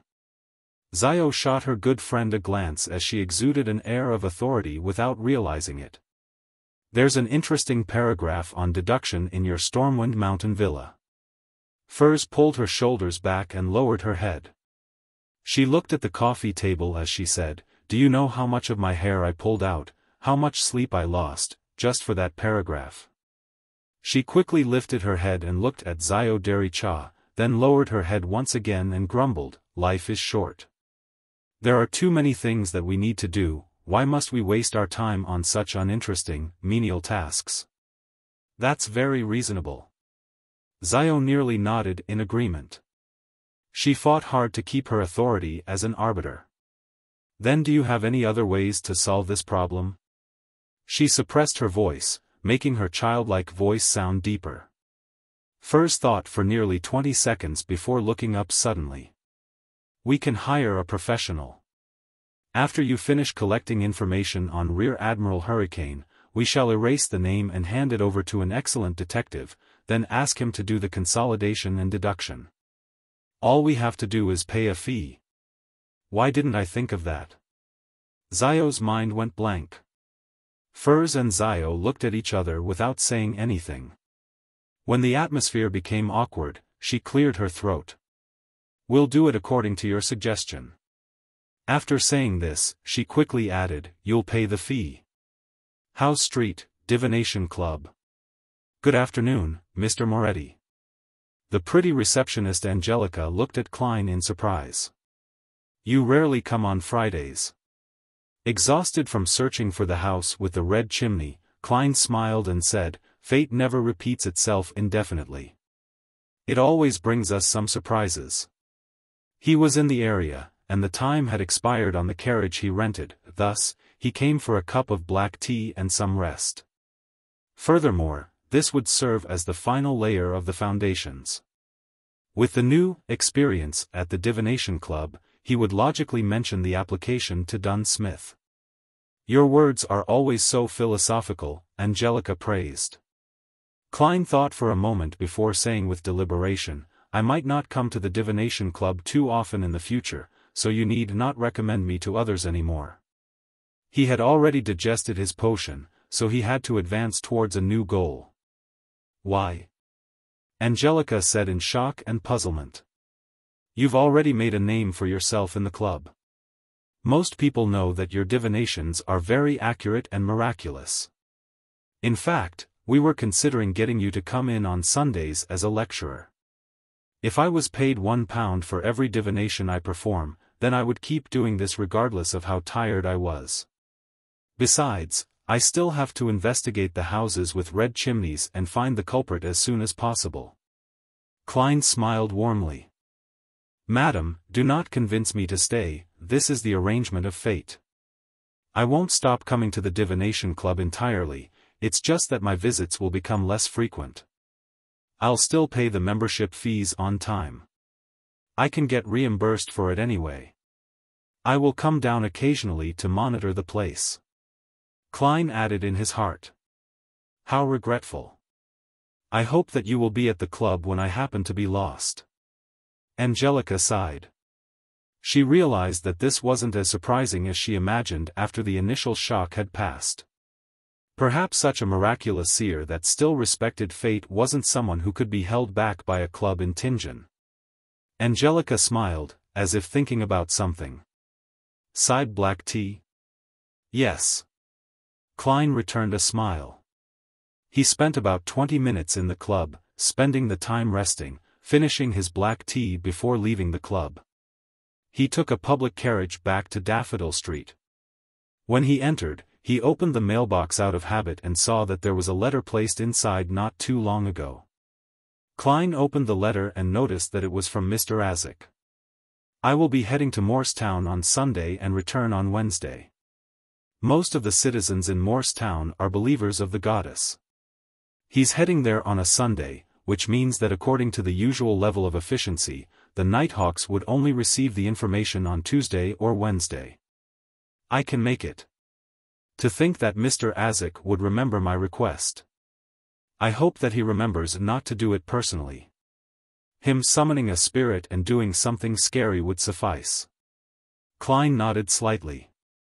He released his spirituality and burned the letter with friction. He flicked his hand, turning the flames into ashes and allowed them to fall slowly onto the ground. Saturday afternoon.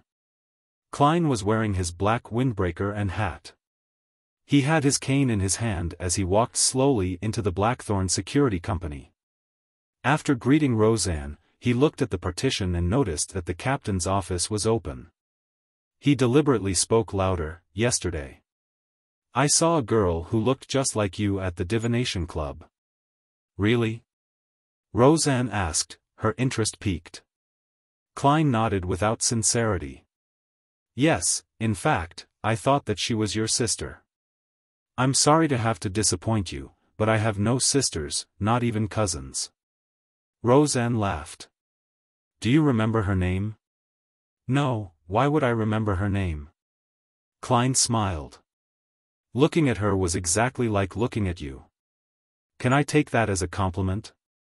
Roseanne was a chatty girl who never needed others to start the conversation. She asked on her own accord, Klein, I would assume that you're earning quite a bit from the divination club. As a true seer, your abilities are far beyond those who take this as a hobby.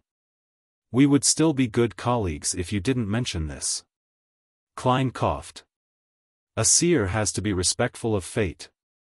We cannot use divination to ask for abnormal privileges. Are you concluding your own maxim for a seer? Roseanne asked out of curiosity. Yes, Klein answered frankly. After a brief chat, Klein said goodbye to Roseanne. He took his hat and walked toward the partition. Knock. Knock. Knock. He looked at Dunn Smith, who was drinking his coffee, as he knocked on the open door. Please come in. Dunn looked up at Klein and adjusted his posture immediately. Klein had already probed the captain over the past 2 days. He confirmed that Dunn Smith hadn't mentioned the acting method as he was trying it out. It was clear that he was also cautious of the higher-ups of the church. Thus he closed the door and sat across from Dunn. He said with a serious, yet slightly excited expression, Captain, I believe that I have completely grasped the seer potion. I wish to submit a special application.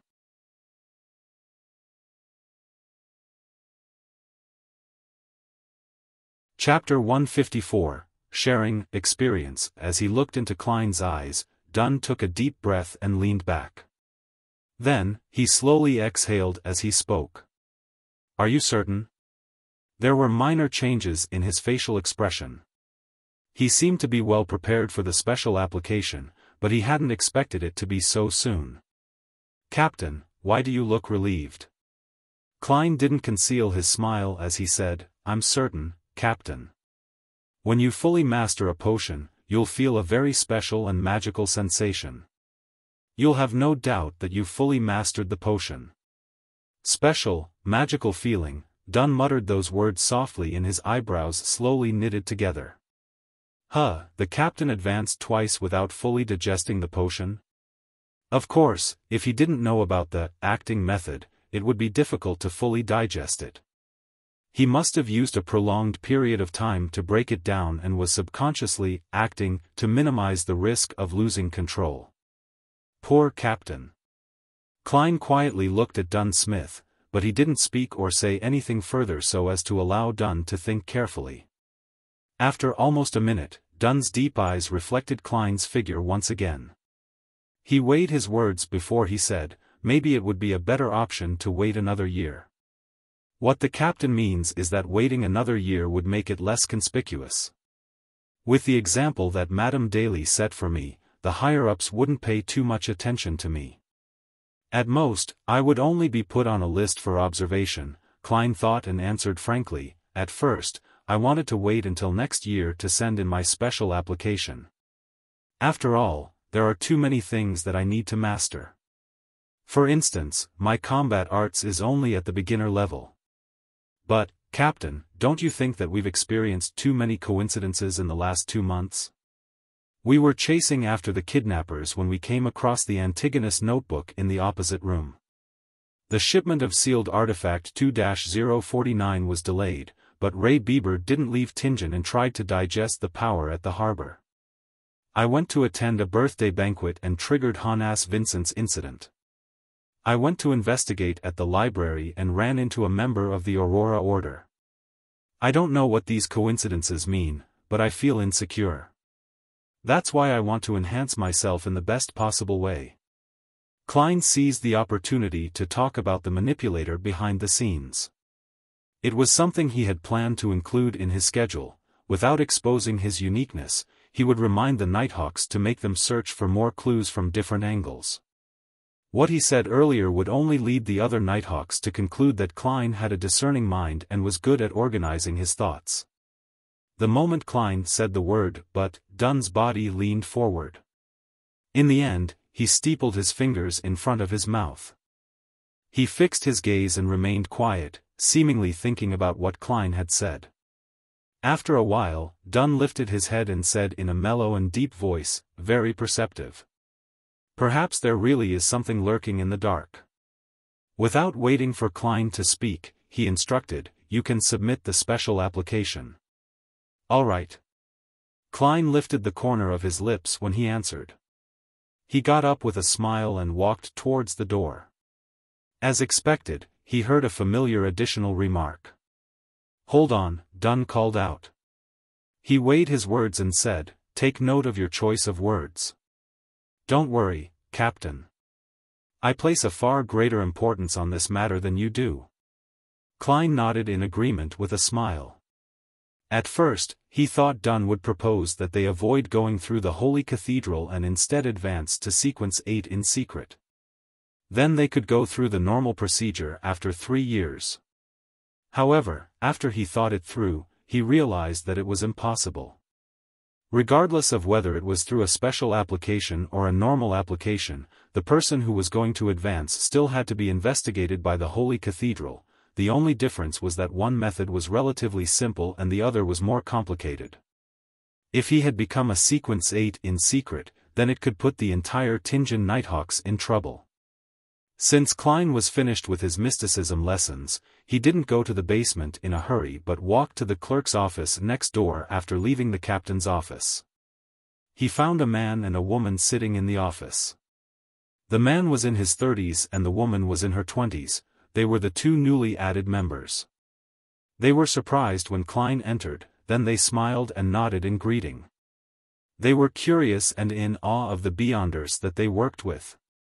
Klein didn't chat with them but found an empty desk and began writing a draft for the special application.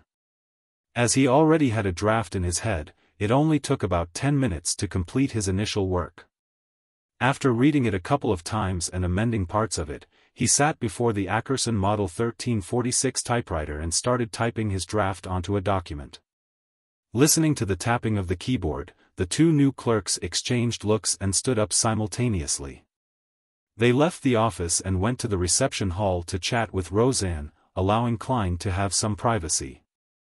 very careful and fully aware of the need to maintain secrecy. Klein stole a glance at their receding figures as he complimented them. He focused on his work again and continued tapping on the typewriter. Just as he was going to complete his special application, Leonard Mitchell came out of the restroom. He looked around while he buttoned his shirt. There was an unrestrained beauty in his messy hair. "What's the report you're writing?" Leonard looked around the clerk's office as he leaned against the door frame with his right foot tiptoed to balance himself and his hands tucked into his pockets. His green eyes examined Klein with interest. Klein typed the last word and the last punctuation mark. He then turned his head and smiled. "Special application." "Special application?" Leonard asked, puzzled. Klein picked up the paper and skimmed through it quickly. He casually explained, "A special application to advance to sequence 8. Cough. Cough. Cough." Leonard suddenly coughed vigorously. He calmed down and asked, "Digest?" "Bro, you know quite a bit." Klein held his special application and walked before Leonard. He lifted an eyebrow and said, "Yes." Then, he looked into his eyes and added softly with a chuckle, "I remember someone told me once that there are some people who are special, people who can do things that others can't. Such as me. Such as you." Leonard was suddenly at a loss for words. He could only change his standing posture and take his hands out his pockets to cross them in front of his chest. He opened his mouth and finally organized his words. He asked in a low voice, "Don't you think that it's too risky?" As he already knew about digesting, he definitely understands that my advancement has no risk of losing control. Is he referring to the attention from the higher-ups in the church? Klein explained while in thought, "Leonard, do you remember the first task that we worked on together? We were merely tracking kidnappers, but we realized that the room opposite had clues about the Antigonus family's notebook." He repeated what he mentioned to Dunn once more. Leonard's expression grew heavy, and he nodded in agreement slightly. He muttered to himself and said, "Maybe, I have to hurry up." Just as he finished, he suddenly looked at Klein and flashed a smile as he said, "Aren't you going to share your experience with us? The experience to quickly grasp a potion and avoid the risk of losing control. This guy sure can put on a facade quickly." Klein smiled and answered, "I'm more than willing to." He was planning to seize the opportunity today to remind his Nighthawk teammates on how to minimize the risk of losing control. Of course, to maintain his personal safety, he couldn't say it as straightforwardly as he did to Dunn Smith. At most, he could describe the idea vaguely, in a way that wouldn't alert anyone who was sent down by the higher-ups. "Let's do it now then." Leonard impatiently dragged Klein to the Nighthawk's recreation room. At that very moment, other than Royale who was taking her shift at Cheney's Gate, Fry, Kenley, and Sika Tron were there playing cards. Everyone. Leonard knocked on the half-closed door and spoke as if he was reciting a poem. "Let me introduce this man next to me, Mr. Klein Moretti, who has fully grasped his potion in a month and a half. This guy is so dramatic." Klein suddenly felt awkward. What? Even Sika Tron, the author who wasn't famous and barely sold any books, cocked her head sideways as though she was testing her hearing ability. "Leonard, don't joke around. You're always exaggerating things." Kenley covered his cards helplessly. Fry held his cards as he looked at Klein. He kept quiet for a while and said, "Are you sure that you've already fully grasped the potion?" "Yes." Klein could feel his concern and he nodded confidently. There was an obvious indication. "What? Really?" Kenley shouted a delayed response and stood up. Leonard chuckled and pointed at the paper in Klein's hands as he said, "This is the special application that he's going to hand in. The special application to advance to sequence 8. How did you do it?" Sika Tron had many questions, but she only voiced the one that concerned her the most after taking a deep breath. She was normally quiet and elegant, but now she had a burning passion in her eyes that couldn't be suppressed. Klein found a chair and sat down. He lowered his voice and answered, I found inspiration from the maxim of the mystery priors. Do as you wish, but do no harm. Leonard supplemented. Yes. According to our confidential information, following this maxim gives the mystery priors a lower probability of losing control. Klein explained what he learned from old Neil. After that, Madame Daly's example gave me a better understanding of the process. Spirit medium Daly? Kenley asked in reply, hoping to gain confirmation. Yes. Madame Daly has handed in a special application before. She only used 2 years to become a spirit medium from corpse collector. She once told old Neil that she wanted to be a real spirit medium, Klein explained in detail. With the experience I gained in the divination club and corresponding feedback that I've received, I gradually concluded my seer principles. Then I followed it strictly and tried to become a real seer. When I did so, I realized that the speed at which I grasped the potion became faster. As they listened to Klein's recount, Fry, Sika, and the rest fell into deep thought. Even Leonard pretended to be thinking. I'm going to hand in my special application. Klein waved the paper in his hands. If you have any problems, do ask me privately. All right, Fry replied coldly with a nod. Klein left the recreation room and knocked on the door to the captain's office again. He sat down opposite to Dunn, then took up a pen and ink pad. He signed and stamped his thumbprint. Captain, this is my special application. After that, he passed the paper to Dunn with both hands. Dunn looked through it carefully and put down the application. I'll submit it to the Holy Cathedral as soon as possible. You should be prepared to be examined. Perhaps next week or the following week.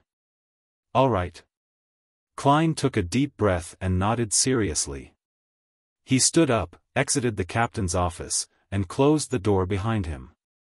During the process, he thought about the application that he had sent in. There was a thought that popped up in his head. I wonder what kind of examination it will be.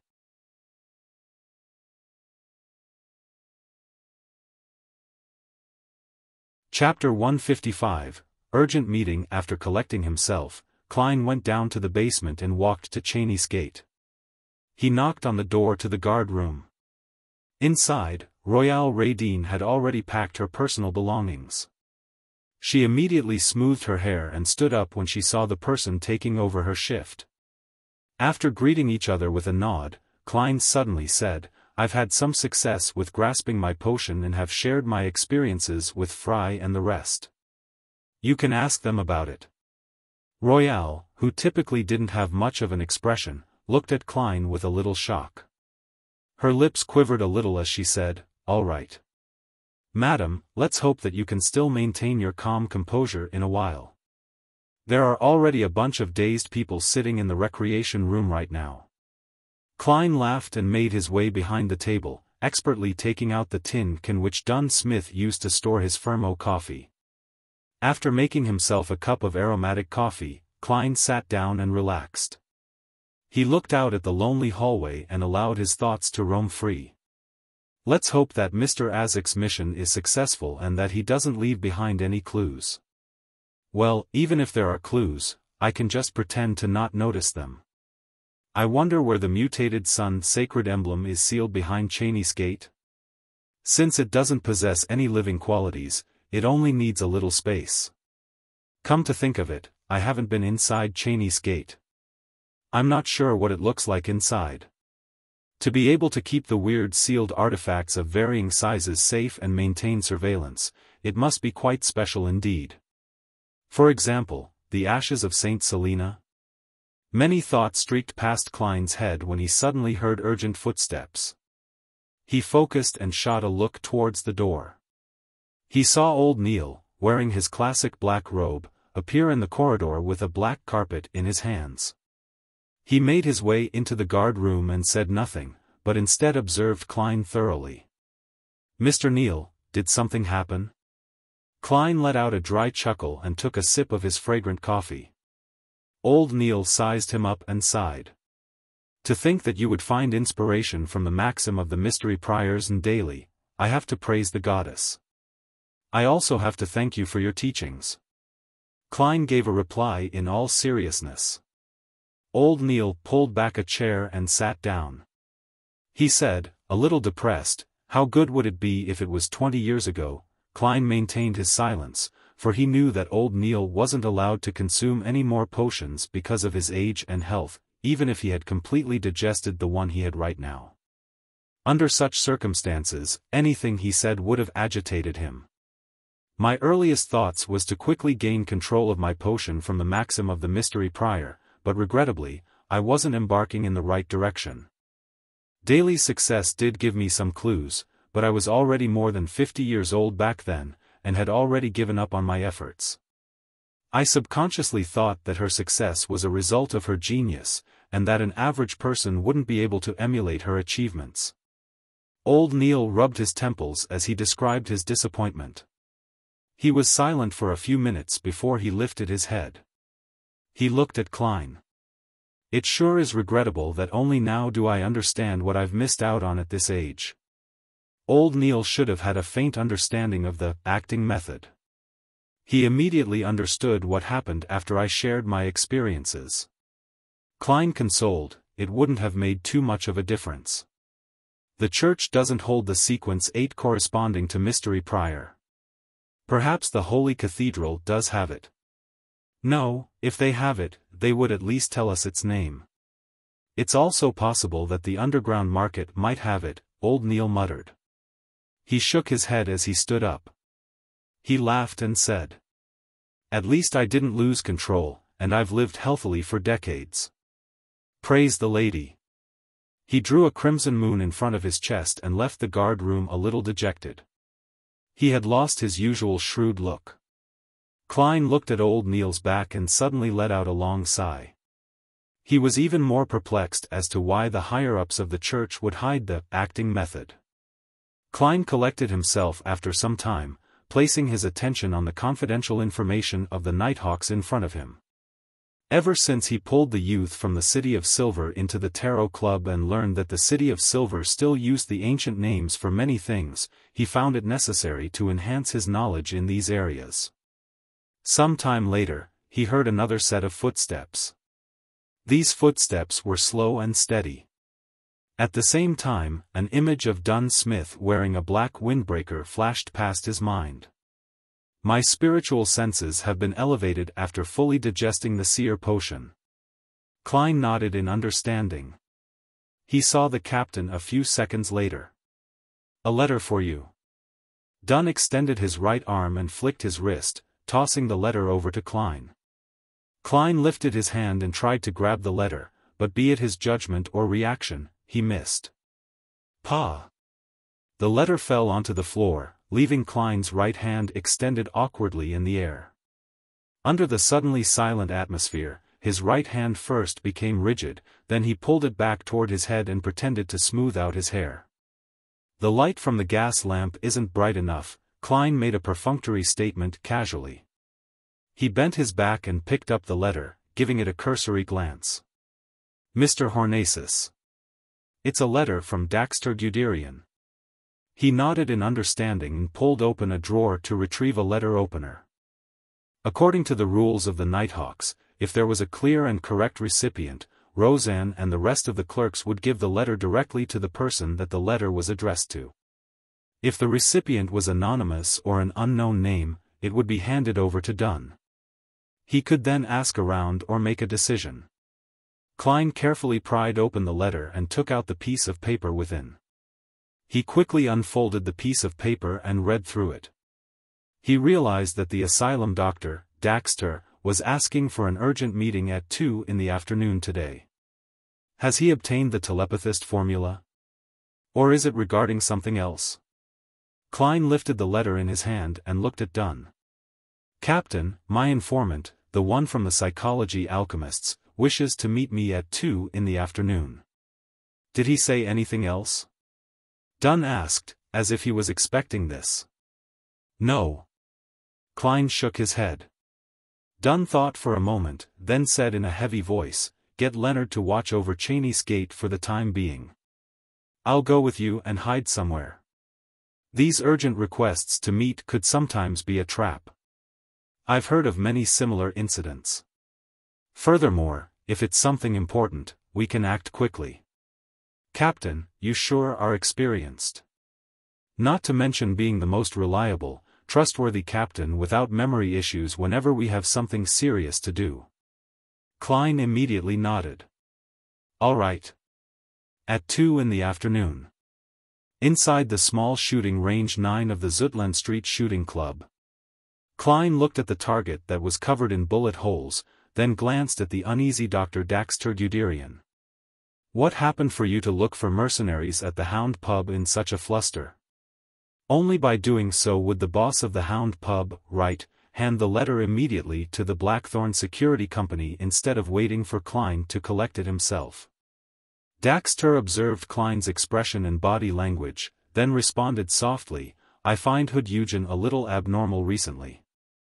Hood Eugen was the patient from the mental asylum that had roped Daxter into the psychology alchemists. What sort of abnormalities has he exhibited? Klein pressed, displaying his professionalism.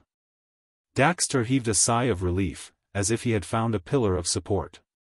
He said while deliberating his words, he seems to have really gone insane, really gone insane? Klein asked in shock. Didn't Hood Eugen feign his illness and infiltrate the mental asylum to attempt to influence the patients in order to train his mental abilities? He had really turned sick, genuine insanity? I think so, Daxter paced around anxiously. I could hold a normal conversation with him in the past and receive guidance on how to correctly use my Beyonder powers. But in the past few days, his thought processes and his condition has become really weird. I can barely communicate with him. He was just like my other patients, even though I've managed to get the telepathist formula as a result. But I cannot determine if it's real or fake. I'm afraid that there might be some uncontrollable changes that might occur. No matter. As a seer who has the mysterious world above the gray fog, I'll be able to determine if it's real or fake. Klein heaved a sigh of relief before creasing his brows and asking, did he come into contact with anyone before he turned abnormal? Only the patients. I cannot guarantee that, though. I'm not in the asylum for the whole day. I also need time to rest, Daxter said, his expression serious. Klein nodded, as if it was something trivial. Don't worry. I'll send someone to protect you in secret. You should find out who Hood Eugen has come into contact with as soon as possible. Also, you have to be careful, he might be testing you. You should also report this to the members of the psychology alchemists and see how the higher-ups of your organization react. All right. Daxter propped up his golden spectacles, recovering the calm of a spectator. He then took out a piece of paper from his pocket and handed it over to Klein. This is the formula for the telepathist potion, but I cannot guarantee its authenticity. We will verify it. Klein smiled in response. He unfolded the piece of paper on the spot and looked at it. Main ingredients: the complete pituitary gland of a mature rainbow salamander, 10 milliliters of spinal fluid from a Farsman rabbit. Supplementary ingredients: chestnut spore 5 grams, dragon tooth grass powder 8 grams, 3 petals of pure white elf flowers, pure water 100 milliliters. Excellent, Klein praised. He folded the piece of paper and stuffed it into the inner pocket of his tuxedo. After exchanging a few more words and ascertaining that the voices, which Daxter was hearing were subsiding, Klein bade him farewell. He cautiously made his way to the shooting range reserved for the Nighthawks. Dunn Smith was waiting inside. Captain, the informant gave me the telepathist formula to thank me for helping him control the side effects of the potion, but he cannot determine the authenticity of the potion. Klein handed the piece of paper to Dunn with a stern expression. Furthermore, he mentioned something else. Dunn read the formula as he listened to the concerns about Hood Eugen. After that, he nodded. I'll immediately assign manpower to keep the mental asylum under surveillance. You haven't had professional training when it comes to these matters and don't to participate in this. Go back and guard Cheney's gate. With that said, he looked at Klein deeply in the eyes and said, if we take this formula into account, you don't need to accumulate any more meritorious achievements. You can directly receive the clown potion after you pass the examination.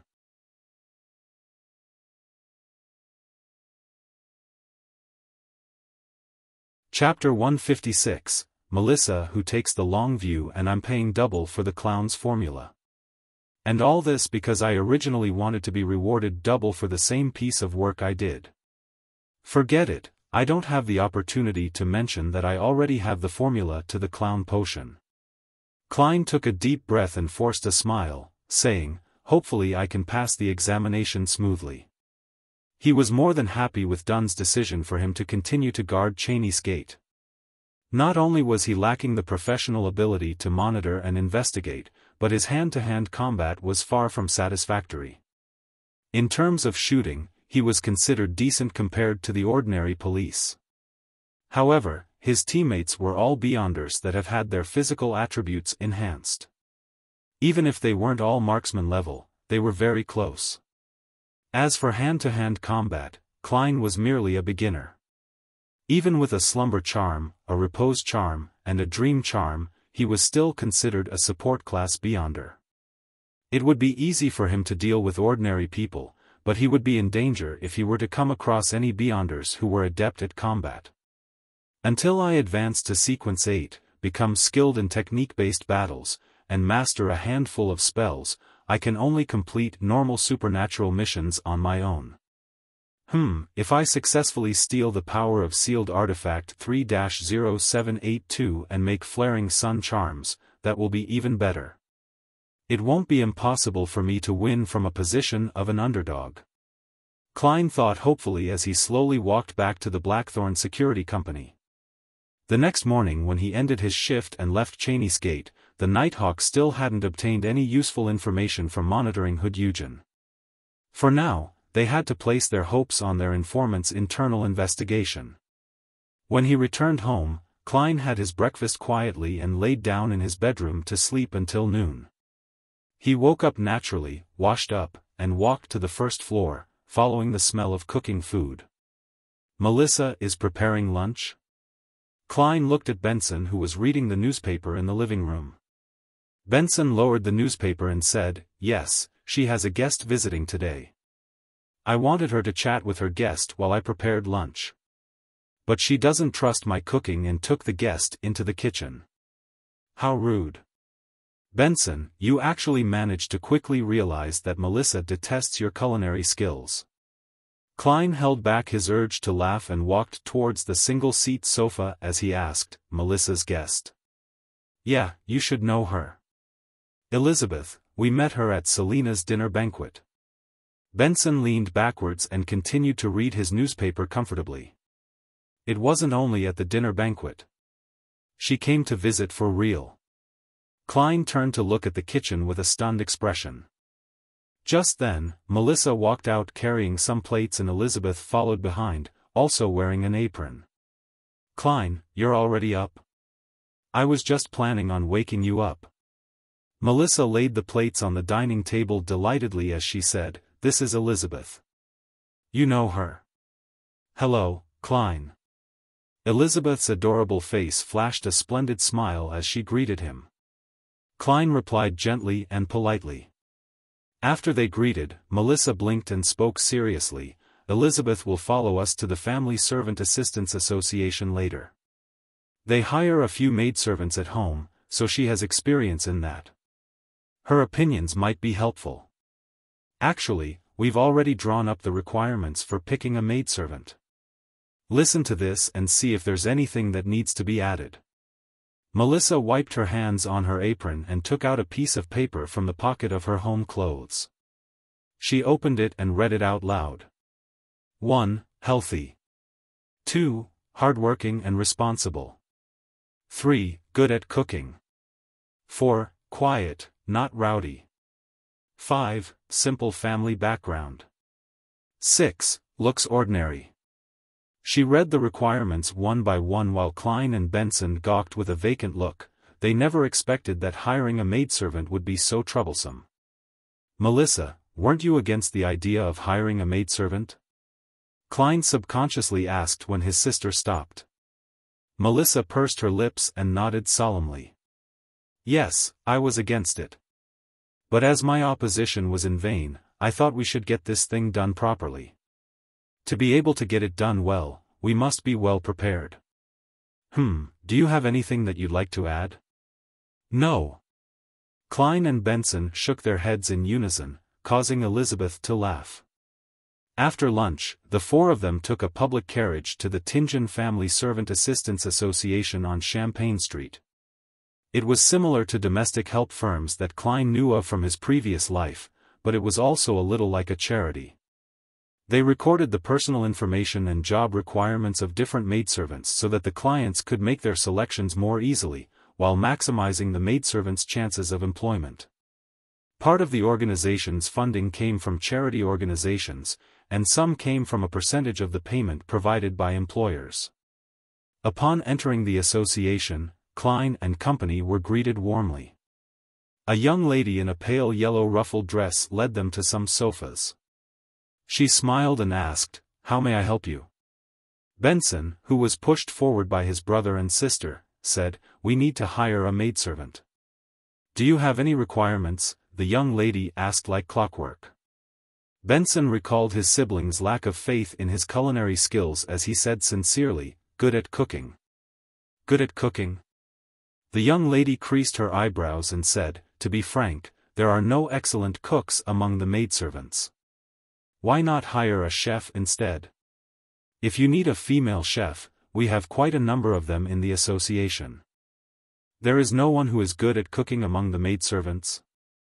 Melissa couldn't help but cut in as her initial plan was set back.